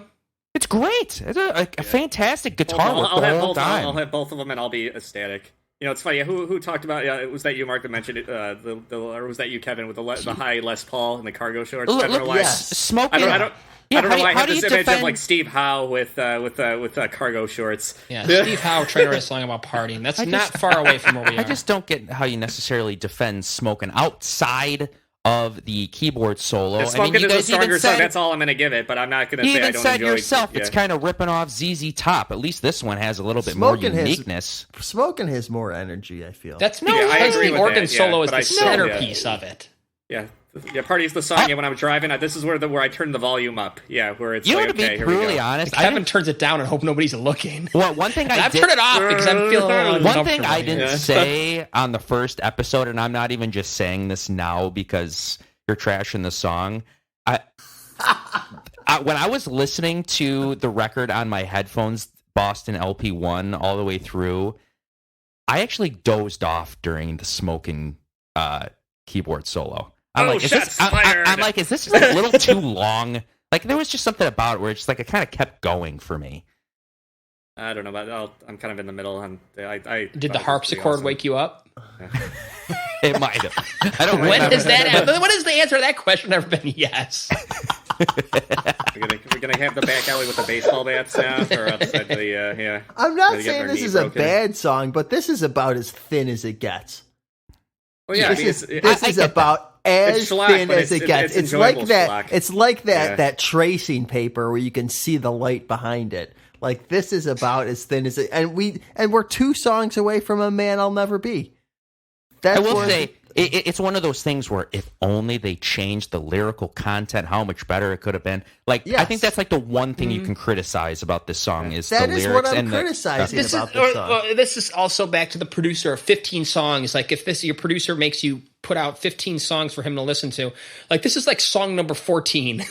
And I hate to say it, and it's the second short. Oh no, I'm sorry. The next song. This is the only song where Brad is credited as a co-writer. This is what he talks about. Brad this likes to party. I know. That's my issue here. Tom, kick Brad out of the studio. They're doing fine. I don't know. I Brad don't just know. needs a little more. He gets his one shot per album. This is like when Dream Theater gives twice. which Dream Theater gives John Myung 1 track per album, and he comes up with like the deepest thing he ever can. Tom gives Brad 1 track per album, and he's too busy smoking a joint, and he's like, I guess I'll write about this. I'm just gonna turn in my scratch paper for this one. This, like, come on. This is where maybe you could say, Tom, that the album is unfinished or not as it would take him more time to come up with a song to fill in the hole here. I don't know. It's filler. I don't know. It's filler to me. I guess I get that. Like, I'm sure they're like, well, Smokin' worked on album 1. Let's give him Smokin' part 2, but just make the music just a little bit more up tempo. And it's like, well, I don't know. I almost feel like before this song, I will agree with you. I feel like there's more depth going on, and you almost wish like they could have kept pushing the envelope with the depth, and then they kind of, fall back into this kind of like elementary, like, you got to write a song about this. It's like you guys were moving forward, and then you just jump back. Yes, that's the way it feels. Not to spoil where we're going with this record, but first side, I'm happy. I got my money's worth. Second side, this band. I'm not I've gone from, I don't know, I think of it like it's like almost like a football game or something, like a football season. You know, this is going to sound weird to the people in our international audience. A football game is our football season is 16 games, and every Now game 17. means something. And like you've gotten halfway through the season, you're like, this team might be pretty good, and then you get to the end of the season, it's like, why did I ever think that? That's kind of where we're going with this. Start record. off the season 7-1 and finish. Yeah, that's what exactly. They started off 7-1 on side one, and all of a sudden they're on a losing streak with me. They were starting like all of a sudden the coach went into the hot seat. We got the producer on the hot seat. The fist fight's about to break out.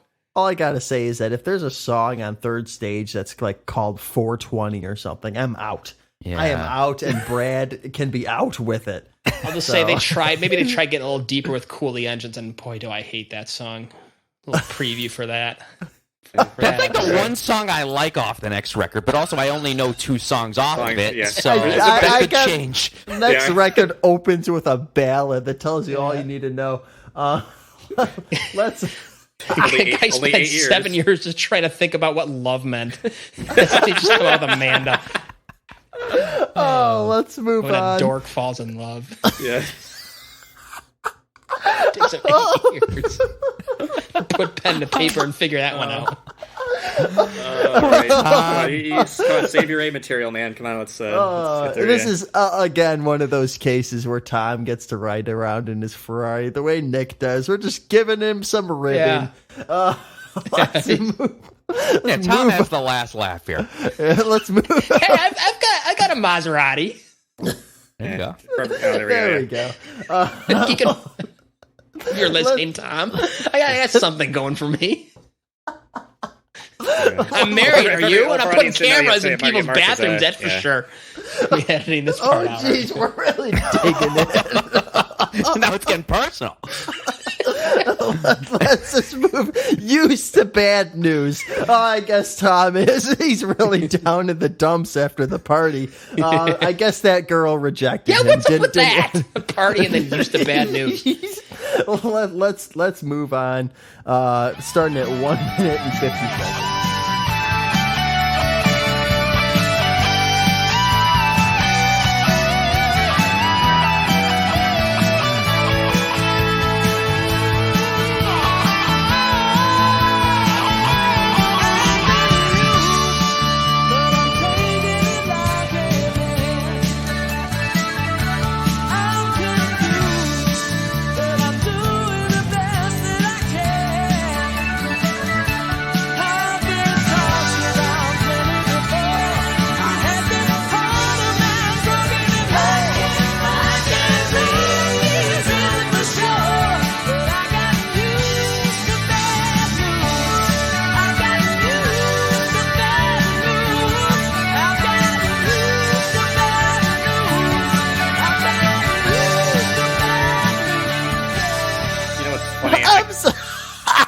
Tom, the record label wants the album this decade. Oh, it's bad news again. Used to bad news. Yeah, I've got to release something. You think you'll wrap up before 1980? Yeah, a deadline is bad news. I think this is a Brad song, isn't it? This is Brad. Yeah, Yeah, this is a soul Brad song. I believe. I would say this is a step up from "Let Me Take You Home Tonight." Yeah, but it's a massive step down from Something About You. And I couldn't tell. It's funny. Yeah. I couldn't tell if it was like a masked, because I don't know as far as where Tom and Brad's relationship was at this time as far as professionally, whether, because as far as talking about being abused and not really understanding as far as where they're going. I mean, maybe I looked a little deeper into it. I don't know if it was more of I doubt there's much depth here, but Chris, you're really bringing me down after the jokes now. Now I feel bad. yeah, about that. Yeah, I don't know. It could have been. I think more or less. I think it's just a generic kind of like I was with a girl and she treated me like garbage, and now I'm gonna write a song about it. I was trying to find a little bit more. I think I was reading more, finding more than was actually there. Yeah, where I wanted to look at it as Tom has taken over the band and Brad's just kind of taken in okay, here, sing this kind of. This is his moment. Where Tom is that metaphorical. It's like being in a relationship with a girl. Yeah, like it's like you're just treating me like this, and I've kind of headed up to here. Maybe not. I'm just gonna just for the positive feeling, I'm gonna go with that. But I don't think that's what this is about. I think this is just like, okay, we need it's like, okay, I'm gonna, because I know it's gonna get plays. I'm gonna write just a generic song about relationships. Like how many of those have we had to go through at Chris, this point? you know what that's called? What? Filler. Yeah. Yeah. That's where we are. This is probably Relationship my to- second least favorite on this. Yeah. The ending of this song has a similar quality. I mentioned it before to Alex, but since it's so easy to skip now with the new system we have here, just the ending of Something About You.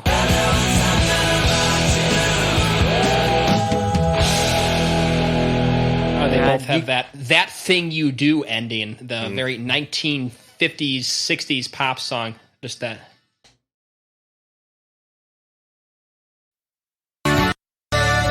Yeah, it's similar. Very clean 60s ending. I mean, you can definitely tell they're following the structure of album one, and where I think there's some songs on here that do better in those same spots on LP one, and then as you just proved here, well, in the 7th spot, we know what we're picking out of the first two. Mm-hmm. Yeah, for sure. You and I do, Chris. We'll see. That's true. That is true. All right, Mr. T.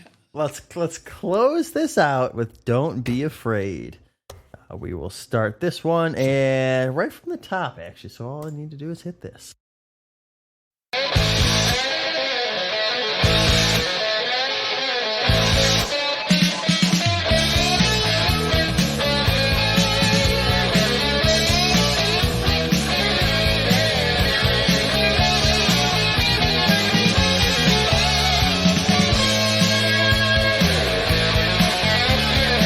Now you can think about a love that's left us. You're thinking you should hide away. Girl, I think it's wrong. It is time to start now, babe. Listen to what I got to say. I know the feeling that you feel today. I'm gonna be afraid of love,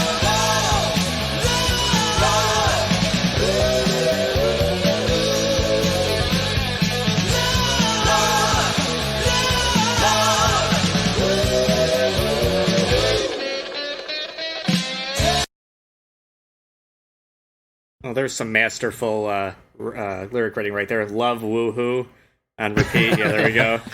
Yeah, what's that's some deep introspective stuff there. But yeah, again, it's shown Chris, its ugly. he's never met a girl. Yeah, that's true. Yeah, so you we can see them in the audience. yeah, so we'll go with that. That's just as deep as he can go. Yeah, that's just his. Yeah, he thinks that's what they're into. Yeah, go yelling woohoo. Yeah, this will really get the panties flying. But God. anyway, again, He tries to brush past it. Sounds like a real feel. Where was I? Oh yeah. Again, we have that dreaded, and he has shown his face before. The dreaded heavy metal hoedown. That intro. Yeah. It's cool. I mean, it was again, I guess, because we complain. Okay, we want something different. They give it to us, and it's like it's And kind it of odd. sucks. Yeah, it's a little That's a odd. problem. Yeah, it's a little. They. So I don't know. It's like, and this begs the question: after listening to this, do we want anything different, or do we just want our warm blanket Boston that we've come to love and know, like, and just kind of just bask in that formula? Maybe. Oh, I don't know. that's the thing with output. That's what output solves. Yeah. Is that Yeah. you're more forgiving of the junk that Queen put out, because Queen put out so much good stuff too. And Yeah. Boston had to be so perfectionist that they only felt what they put out. They would only put out what, or Tom only Yeah. put out what he thought was perfect. And then we're just like, well, we would have rather had more. And then you'd have developed off that and gone somewhere with it. And that would have been greater overall than just trying to put out a perfectionist first album, a perfectionist second Right. album. And really, it's not so as perfectionist as you think it might be. Or, whatever. Here's what I've always thought about this song, and I'll say it's my least favorite song on the album. Okay.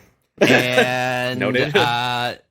what I think I've seen is that this is actually an older song that, like, was, I think, one of the original demos. Oh, so was it a reject from the first record? Yeah, Yeah, and, okay. and what I always compare, and I know we've already had a few comparisons to this band already, but this song to me is the House of Pain. It's that old song from like the club days that didn't make the first album. And they didn't think it was good enough, and then they just tacked it on years later to another album, and it sounds like it should be on the first record, but they just, like 1984, like you're putting like a song from like 1976 or 1977 on your, where I feel like 1984 has this like futuristic 80s ahead of its time sound, and then you tack on like this old Whiskey A Go-Go kind of like club first album reject song, and I'm like, why did they do that? And I feel like that's what this is. Yeah.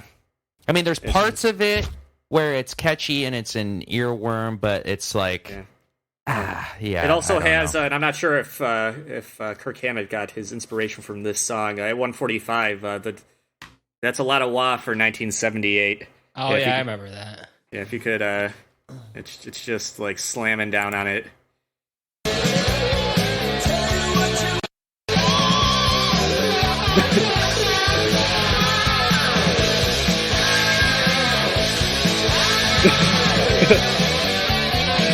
Oh, I like that though.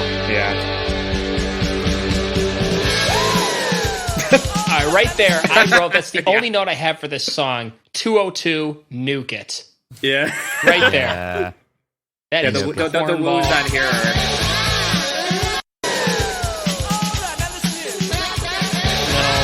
No, you're not David Lee Roth. Or David Jimmy Lee Roth did figure Hendrix this did that out. too. You didn't. Let me tell some baby. Yeah, Jimmy could do that. Yeah, David Lee Roth can do that. Yeah, Brad. Yeah, rest in Bret peace. Michaels can pull it off. Yeah. Yeah, that's not a that's in a specific wheelhouse. That is not. Yeah, that it's kind of funny. Maybe you cut this out of the show, but I was just kind of curious. We're just joking around with Tom, and has he met a girl before? And apparently he was married in 1970. I'm trying to find information on his wife, ex-wife now. I can't find any pictures. I can't find any rumors. I can't find anything. I'm not sure if this person is real. I need to see a marriage certificate. We'll keep that in something, right? We'll keep that in the outtakes. Yeah. Oh yeah, I put Michelle Scholes. Where is she? Put out an APB. I'm not sure this person again. Is there a social security number associated with this person? Oh, come on, it's got to be worth some money, right? Got half of this record. Somebody's neighbor is Michelle Scholes, right? Has anybody seen her? I can sense a drop in at least a half point or so in Mark's score at the end of the show. Yeah. Because of that, sure, his ex-wife is real or not. It's an invention by the record label. You gotta have it, other people think you're gay. It's like in the 70s, you gotta have something, right? Yeah, we're definitely we're gonna. Oh man, this is a double marker. I gotta double check. I'm looking for an obituary. I can't find it. We'll have that on our Patreon. Yeah, or anybody who wants to really. I feel like we needed to pick the song up a little bit. I appreciate the comedic timing. Yeah. After used to bad news, I already checked out. Okay. I heard 202 and I'm done with the record. No, it's not a good closer. I'm sorry. No, it's not. I know It's not. we hated Let Me Take You Home Tonight, and I don't think that I hate it. It's more as Alex would say, the rules of the game that make that one more of a flush for me, because I still think Let Me Take You Home Tonight is a pretty good closer on an excellent album, and it just happens to be the odd one out there and kind of the oddball song. But this one is not. I don't know. I think Used to Bad News is a better closer. It's kind of almost a mysterious closer too. It's like, okay, what was the bad news? Like, it just almost has that. Where are you going from? What was Bad that Van news Halen? for the fans. You're not going to get an album for a What was long that Van time. Halen song? The last David Lee Roth song? Happy Trails. Was it Happy Trails? Where it was kind of like, is there irony in this? Like, what's going on with this? liked Is this that one, more to look into here, or like Used to Bad News would kind of gives you that closer. You know, Feel it could be to it, like the yeah. record label. You better All right, I'm prepare gonna for some say bad news, because I'm not going to be I putting whatever. I really don't mind. Don't Be Afraid. It's not amazing though. It's a very mid-tier song. I don't know what I'm gonna do. What a great counter argument for supporting it, Kevin. Yeah, I know. I've got zero It's okay. support for it. It's It's like one of those things that you always say, Chris, that it gets in your head, and there's sometimes I'm like, There's definitely some hooks for not sure. bad. Yeah, This is Like one the of those long- songs. but when I examine it, yeah, there's not much. yeah. I'm more angry that they tried something different and didn't really deliver. This is one of those songs that you'll see on YouTube and you'll read the comments and it'll just be 100% people raving about how this is the most underrated, best Boston song, and you're like, what? And then you go, yeah. Then you go. I am curious on what Like people's it's thoughts all are on right, this one. but they're just it's just got that just because it isn't popular, people like I don't know. I saw that quite a bit with this record, but Well, also, whatever. I feel like if there is that truth to, we were pressed for time and we wish we had more songs. Like, if you think about it, like, okay, well, they're taking an old song from, like, the first album days and they're throwing it on there. Like, I mean, they had that with that Television Politician and the Shattered Images song, or I think that's what it was called. Like, did they just feel like those weren't good enough? Like, they had some other songs... And this I is would like have rather heard Shattered Images than Party. I don't even know what Shattered Images sounds like.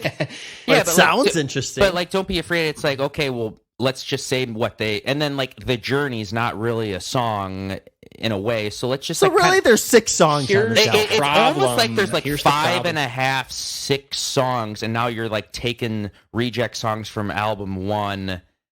And like hoping that it's just going to kind of sneak by and pass. It's like, all right, we got to go to the bin here because we don't have enough. So let's find an old one. Here's the problem. That's what you do when you have 1.02 songwriters in the band. Is that you don't have any other ideas people are bringing to the table.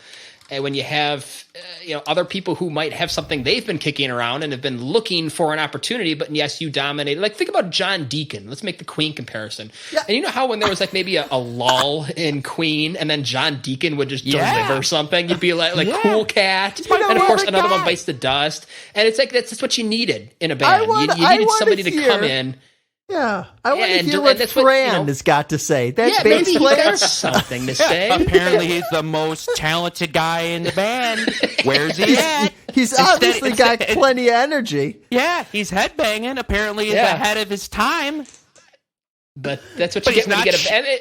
He's not showing it where it counts, and if anything, he's embarrassing the band on stage. And if I have to do this one more time and make everyone suffer through the Vinnie Vincent comparison, where when you removed Vinnie Vincent from the comparison, the band got popular. And when they turned into Slaughter, and when you heard what Mark Slaughter and Dana Strum had to write, this is going to be the weirdest thing for somebody who has no clue what Vinnie Vincent is.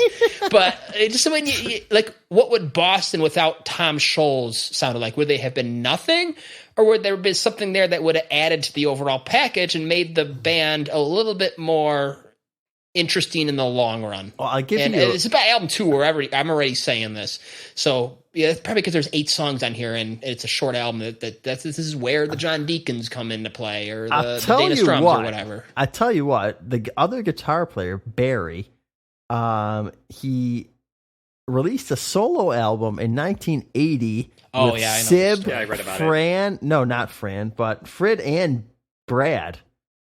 So, and I've listened to some of that, so you can go check that out to see what a Tomless Boston sounds like. And you can make. Well, don't leave us call. hanging. Is it okay? Is it good? Is it embarrassing? It sounds like a Tomless Boston. Is it that? Is it that? It's not. It's not that or that. It's just. Yeah, I don't know what to think. just of it. Scottie Pippen led Bulls. Yeah, that's kind of what it's like. Enough to get to the playoffs and get knocked out in the first round. I'll check it out. Yeah, so But I feel like my point stands that the band, or maybe it's a producer, maybe it's another writer, it's an external writer. It's just one guy can only take something so far. yeah. All right, well, let's get to the questions. I guess this is Right. getting longer than album 1. Yeah, lots of side discussion here, but yeah. All right, everybody got their buzzers ready. Oh no! Yeah, I've been ready. Okay, Wait, I'm getting there. Hang on, let me get the horn app out. All right. Silent mode off. All right, There we go. Okay. Fire it up. All right, here we go. We're gonna start with a true or false. All right, true or false? Tom himself felt the album was too short and needed one more song. was Alex. That was Alex. What? No way. Yeah, that was me. No, it was not. I heard. Oh, was Check the close. tape. well, that's true. All right, go ahead, Alex. He did feel it was too short and needed one more song. Yeah. Thought that was an interesting little tidbit. All right, Alex gets the first one. Trying All to right. stop Alex from having 2 in a row. Especially on Okay. his home court with this album. Yeah. All right, question number 2. True or false? Rolling Stone columnist Ken Emerson compared A Man I'll Never Be to Stairway to Heaven. I think that's smart. That is false. I remember this. This was Bruce Springsteen. No, I think Not- this not was Led true. Zeppelin. That was true, actually, according to my research. Yeah, that he compared that to Stairway to Heaven. You'll have to find. I can't remember. It was some article I found. I feel like maybe it was a different record. Was it Ken Emerson? Yeah, look up talking about Boston. Yeah. All right, we'll do some. Move on. We'll do some live fact checking. It says you said A Man I'll Never Be. Yeah, correct. Yeah, that was the. This is where I read it. Super 70. I remember this website. Yeah, that was something. Yeah, and I got the citation This website too. is well Okay. formatted. Yeah, I do see that. Well, I see that on the Wikipedia anyway. If you click on the actual song, the page for that Yeah, if song, I it ever says it. refer to, I always make sure there's a source. Yeah, that I can go back to. Yeah, and I usually read through. There's usually a link. All right. But I don't. If there's nothing there, I don't use it. Yeah, if there's no. All right. So I guess Mark. Mark is out. It's just. Yeah. All right. All right, let's see. Okay, let's see. Can Kevin get one? And Oh, it let's see was here. Steve Simmels from Stereo Review who compared it to Bruce Springsteen. Oh, whoops. Okay, well that was on you then. I just know too much. Yeah. It's just That's hard. okay. That's Too many facts. a in that good head. aside fact. Okay, no, that's all right. All right, let's see. All right, true or false? Used to Bad News is the only song on the record to use Barry Goudreau solely on lead guitar.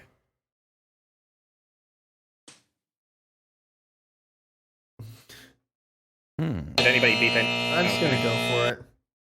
I'm going to say I've got no clue. So this is a shot in the dark. Going to say true. Yeah, you're correct. Nice. I didn't know that. It's the only song. Yeah. Okay. Again, according to the. And your question was exclusively on lead guitar. Yeah, correct. Yeah.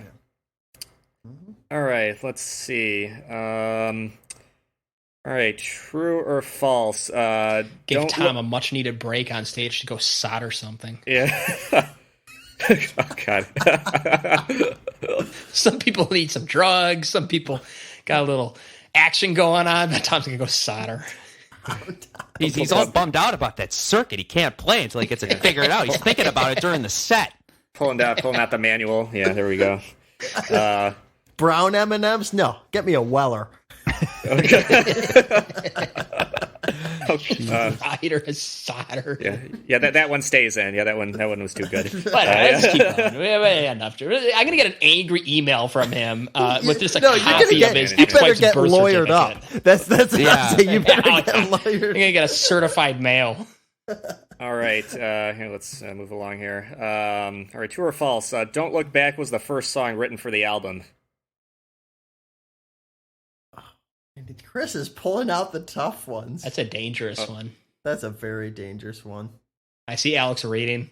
I see the eyes. Well, no. moving left to right. Well, that's tricky because Kevin's Plus going in for it. once again, not knowing what to do. I'm going to say true. You are incorrect, actually. Oh. It was the last song written. For the record. Well, yeah, Out of all because the- I was just gonna say because "Don't Be Afraid." That's why I thought it was a trick question because "Don't Be Afraid" is an old song, so that's why I'm like, well, technically that one was written earlier, so. Nah, yeah, What- but I would think about the album writing sessions. Like Sure. we're going to go, yeah. Do you? That's do you- fine. do you- You've got it, Alex. No, I mean I didn't know that. I didn't know No, that. I know, but you got the two buys. You only got one right. The only Yeah, thing, that's fine. Let's see if you can pass another one. the one question I thought that was coming was the original album title. I was waiting for that question. Yeah, let's see. Let's see. Should I pull out a Pull out a difficult hard technical one for him. a difficult Let's see. technical You question? can take it. Yeah, you can take it. But let's see. Let's get one All more right. in here. Okay, here we go. We're gonna go with a. All right, this is a multiple choice. All right, let's see how good Alex is with this. I know this is Mark's Achilles heel. All right, though it reached #1 in the States, it only reached what in the UK? And I want to see your eyes moving there. Is it? Look at the camera. Yeah, is it A 9, B 2, C 4, or D 8? I know this one. What kind of question is this? How is anybody supposed to know this? I know And, it. and if you want, you can I'll give you a lifeline if you want. I can give you a little hint if you want me to. Yeah. Or do you want to be a man? Okay, you're not going to be a man. No, I gotta go with the Give me a lifeline. All right. Okay, it's on the lower end of those numbers. Okay. That's kind of what I was thinking. Let's just go with the lowest. Let's say 9. He's correct. You are correct. Wow. There we You go. got it. All right. Nice. Which is All right. honestly pretty respectable because Yeah. audiences did not necessarily cross over as much as you might think they would. So Alex got Alex his. gets the ding, ding, ding. Wow. Yeah, Yeah. the ding- The direction was going one way really back then. I mean, like Van Halen, Bon Jovi, Yeah. like never really is big and doesn't surprise me. So honestly, 9 is pretty good. Chris, I forgot. I didn't mention it. You always get an extra buy or terminate for the first 4 records. And did you want to use the last record? Let's see. Do I want to use it? Just Or do you want to use it on this one or third No, stage? Ooh, that's a good one. I might have to use it on the first one. Let's see. What do I want to do? Okay, Once you think about that, Yeah. Okay. We'll Let's take it get through away. the. Yeah. yeah, and then after the end of this, you go back and say which one you want to buy. And now, love it or flush it. Okay, tonight's order, Mark, Kev, Chris, and myself, opening it up with the title track. Mark, what are we giving it? A solid love. Kev? Same here. Chris? Oh yeah. Huge love. And I will give it a huge love as well. Maybe the song that really hooked me on to Boston, to be honest. I think it was this song off that Greatest Hits. So, all right, track 2, the instrumental, The Journey, Mark? As a song, I'll never go back to it. As a trilogy or concerto, it's absolutely necessary. So also give it a love. Kev? Yeah, big love for me. Stocks on the rise. Chris? Yeah, one of the few short moments, where I really enjoyed it, actually. Yeah, for the vibiness of it. So yeah, big love. So here's something funny. I really had no idea what to do. I mean, I think I already knew like what song I was going to He's flush. getting rid of this. No. I was like, what song am I going to terminate? this. What song am I going to terminate? Like I knew what song I was going to flush. And then I'm like, because I kind of really do love everything, to be honest. And I'm like, well, do I just like pick the easy option and get rid of the instrumental piece? And then the conversation switched it a little bit. So I'm going to keep it around. I love it. I was only going to get rid of it because it was like the non-actual song, as like you know that like the you know what I mean, the cheap shot. So big love for me on The Journey. I feel like I can't hear this any differently. It needs to be there. Track 3, it's easy. Mark. Big love for this song, and I think Alex, if you had 2 buy, or you do have 2 buys, I think I would understand the logic of buying both this one and It's Easy, just so you can keep them together I feel as like the you have opener to, to the yeah. show. And I might do that if I had 2 buys, but only 1 for me. So big love. That's an interesting thing. Okay, so you go to LP1 and you got foreplay long time slash or foreplay slash long time. They separated them here. He's padding the record. Yeah, There's absolutely he's padding. Yeah, with that there one. you go. You can't submit a 7 song. Record execs see like, oh, what are you talking about? 6 songs. That's an LP. Pull out one of these old demos and Yeah. split this out. Yeah. All right. Well, here's one other thing I'm going to say. Can we applaud Tom for trying to get sneaky like that and trying to pad it out? The good kind of sneaky. The good kind of Yeah. sneaky, because maybe he felt Television Politician and Shattered Images weren't good, and he was big enough to say, you know what, those aren't good enough, so I'm going to leave them off. Instead of trying to put more filler on there, he Let your band in. Give your Yeah. band some of the action. Yeah. All right. Well, anyway, it's easy. Who is up on this? Was that Kev? Me. Kevin, Yeah. Go ahead. Sorry. Big love for me. Chris? Same here. That was a Stocks on the Rise for me. Nice. Big love for me as well. Track 4. Let's get it going. Mark, a man I'll never be. Let's start the buys flying. As much as I am disappointed with this song, sometimes that almost makes it better. As I thought with my my hallowed 10 album, the only person who has given a 10 on this show to Pink Floyd's Animals, the imperfect perfection. I guess, I don't know, I would call that intentional here, but I'll always think of that. I'll always have an image of Innuendo or Made in Heaven era Freddie belting out the bridge of this song. Buy it for me. Kev? All right. I will keep the buys going with a second buy. Raising the bid over here. Bid 400. Yeah, as much as I appreciate it, I mean, this was definitely the definitive Stocks on the Rise song for me on here. I can't give it the buy. Like one of the other songs on here. So, just a big love. It's starting to sound like Chris and I are about to be on the same train here. This has always been one of my favorite songs. I knew it was Kev's favorite song. It wasn't my favorite song, but now it might be.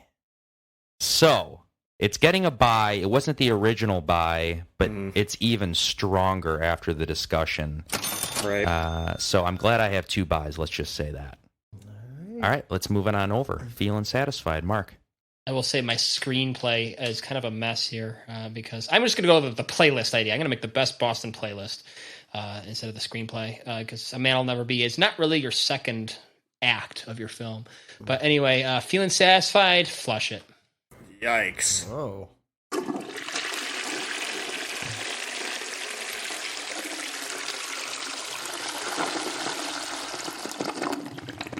And Kev. I'm definitely keeping this one around. Give me a love. Chris? This is my buy, actually. There This it is the is. one. Yeah, this is the one that tops out just a little bit above Don't Look Back as far as the 2 big hits, but this one I really do actually enjoy going back to. Yeah. Yep. And this was going to be my first buy, and I was kind of convinced that this might be my favorite Boston song, but that's so tough because then you got Something About You, and A Man I'll Never Be is just so epic. It's up there. It's got to be in the top 3. I love this song. So you're giving it a buy? Giving it the buy. All right.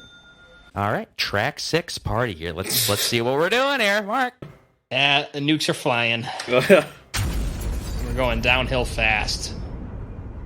Kev? BFT, buy, flush, terminate. Not a direction you want to be going. This party's going to outer space, people. We nuke the remains. Chris? You know, it's funny. I was going to use my second buy for this one, but I didn't want to have to deal with the aftermath. Chris. With the aftermath hold your in the side text discussion later. But you know what, Mark? You know what I'm going to do? Yeah, I'm not gonna buy this. As much as I enjoyed it, what I'm going to do, that I'm going to use that second buy on the first album. I'm going to do More Than a Feeling, which I know is kind of predictable, but that's a huge song. Nobody bought it, so that's fine. Yeah, that's a huge song I keep coming back to. If I would have known that, if I would have known that I had 2, I probably would have done that initially. But so I'm going to do that. With Party, I'm just going to give a huge love for very superficial, shallow reasons. Yeah. Yeah, well, this is a big love for me. I know the subject. I know the subject matter is maybe a little boring or immature, but I think musically, it's just all about the flow. It's all about the music for me. Yeah. It's a nice ride for me. So, all right, track 7, Brad Delp's second chance at it. What are we giving it, Mark? I wish I weren't going first on this one. This one is the Chris on the Bowl moment. It's so inferior to Something About You. You wonder what I'm doing with it. I don't know. What was I'll my poke old- it. I'll just poke it. It gets by. Okay. It gets by. Okay. All right, Kev. He pushed it in. Nope.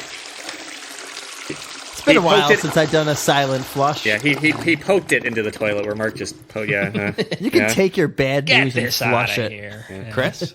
Yeah, I'm kind of in between that. Is there anything less than a poke? Yeah, just a wink.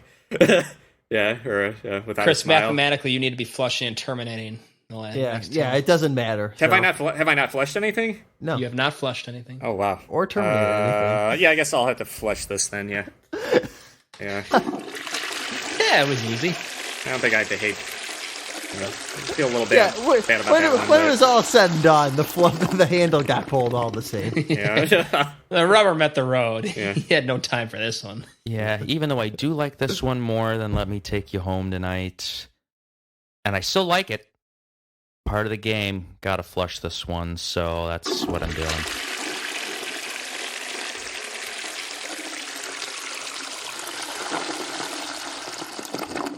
All right, final track. Don't be afraid, Mark. Yeah, don't be afraid to flush it. Let's get it going. Keeping him going. And for that 202 right there is enough. I'm gonna be the one person that keeps this song around. Are you? Oh, okay. You know what I Alright. was thinking? So I was like, when you guys were mentioning that, you're like, I bet you can go on YouTube and look up this song and people are going to be like, this is one of the most underrated. And there is a lot of that, actually. And then I saw like a live version of them with Tom with the shorts playing at the Greek Theater. And I was thinking to myself, you know what? This is going to be one of those songs where I'm going to watch a live version and it's going to be like, all right, I'm starting to like this song. So I'm kind of expecting that to be the case. But Okay. Chris? At least at the moment, yeah, I gotta terminate it because I was hoping for something different, and I realized I never wanted. I just wanted all the same that they've been giving me. Yeah, they just didn't. They didn't put enough effort, I guess. Yeah, and I guess this technically means that I'm ending the album with Party, which is not ideal. Kind of a weird... Used to bad news. Flush isn't a terminate. Okay, all right, well then we're teeing this one up. It has been interesting so far how we have ended up aligned at different points, you know, where I've agreed with, you know, Kevin completely at one point, disagreed completely on another, agreed with Chris completely, and just, you know, the way these songs connect. I guess he threw enough of the formula in the bag to where there was something for everyone at every moment. Every song was loved at one point in this record. And I feel like I was a bit contrarian being the last one to go at the intro, and just how everybody was very positive about this album. And I just felt like, yeah, I don't know, the back half just is really in the camp of more of the same, but it sucks. Again, not that far. I've already reiterated myself several times, but it's really not as bad as that goes. So I'm going to go up a full point to a 6.5 and feel pretty comfortable there. Wow, okay. with that. Anybody else got any adjustments to make? I think I'll stick at a 7. I wasn't sure if I should drop a half point or not. Yeah, just with some of kind of analyzing more of the complaints I had, but it's still enjoyable. Yeah, I'll probably come back to this record. Yeah. So Alex, is nostalgia carrying the 9 Yeah, for you? I still love it. unapologetic. Yeah. I totally... It's all right. It happens to everybody. I totally understand your guys' points on like the strength of it, but it's just like, again, it's just more the experience and when I found it and the fact that it's not overplayed in my mind and it's still fresh to me a lot of times. So that's what I'm keeping. Well, you and Chris will disagree with me, but I feel like I can pinpoint the moment where you knew Boston was not going any further, and it's feeling satisfied for me. I know, you and Chris greatly disagree with that, but then we'll, Kevin will agree with me on Party, and then, by the end of the record, it's just, it's for me, it's a turning point. Mm-hmm. You're not going to get anything more out of Boston. I'm sticking with an 8 because I'd like this to be the first time in the discography we go from an 8 to a 2.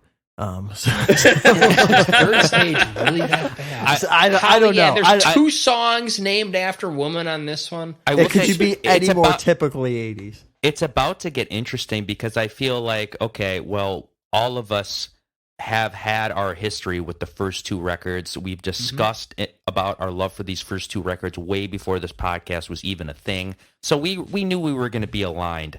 It's open season now. Yeah. Uncharted waters. Uncharted ahead. waters. Oh boy. I know we're stopping at the island of Amanda, and we're going to cool the engines a bit.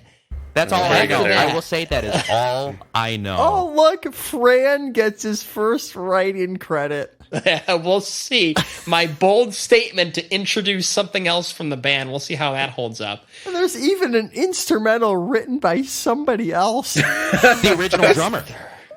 36 seconds long. The Is that original really drummer. necessary, or is Tom padding the album again? Oh, well, you got 10 tracks, 36 minutes. So, yeah. A little bit. And 6 years to write it. Hey, we've got a song, The Launch, that's got 3 sections: A, countdown; B, ignition; C, third stage separation. It's only 2 minutes long. Each section isn't even clocking a minute. Yeah, that guy's done. It's almost like the guy's done with the band. I don't know. The guy's too busy in the courtroom. Like, Yeah, I he think just that found was- his calling is there instead of the studio.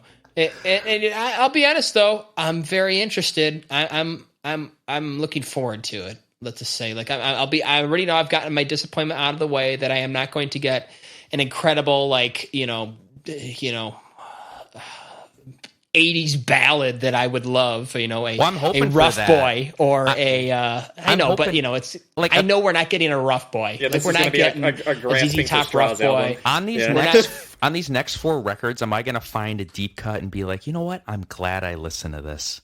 That's what I'm hoping for. Probably going to. It'll be on the Frontiers record. Hey, Yeah, at that'll least, be the at least Yeah. next album was mastered by Bob Ludwig. There you go. It's That's got one. that's the saving grace. It's I know, like, an I don't want to live without your love. That's not coming. I know it's the dorkiest Chicago song to like, but I love that song. I was just listening I to love that Chicago song. 19. Pretty sure Yeah. Dan Huff plays guitar on that, by the way. Yeah, well, he wasn't going to be invited into the studio for Tom. Background on Amanda. Amanda was not a real woman. Instead, the name was chosen because it flowed well with the lyrics. Not a real woman. Starting to see some similarities kinda here, sound- Tom. Tom, what's it with you and these questionable women that exist? The girlfriend in Canada. yeah, she's from Canada. You wouldn't know her. It's time to She's wrap. always going to be making an appearance. She's always on the guest list, but never shows up. Yeah. She couldn't make it tonight. She had work. She hasn't made it on this whole tour. You're a busy lady. Dude, you got money. What's the problem? You can fly You know her what's out. funny? It's like You know the what's- opposite of Spinal Tap's girlfriend. You know what's funny? I keep thinking of that scene in Napoleon Dynamite where he's showing, like, who's my girlfriend, and it's like a picture of this really weird looking, like, 80s chick with bad makeup. You remember that? Have you guys seen Oh, that? yeah, yeah, his yeah, brother's yeah. girlfriend. Yeah. No, Detroit? Napoleon, when he's sitting with Pedro on the bleachers, and he's like, Yeah. yeah, this is my girlfriend. He's got that little piece, and it's just like a really bad, like, cut out from a magazine. Yeah. Oh, Yeah, yeah. yeah. I'm gonna check him out now. Yeah. But yeah, it'll be fun. Join us. We will make it worthwhile. We'll do our best to make it worthwhile. Look, I get it. You got what you wanted out of the first 2 records. You've moved on. But that's what we're here for. We got more tracks than we know what to do with. I cannot believe that there's like 44 more Boston songs to go. And we've only gone through 16 so far, but every step of the way, we're there for you. See us next time with Third Stage.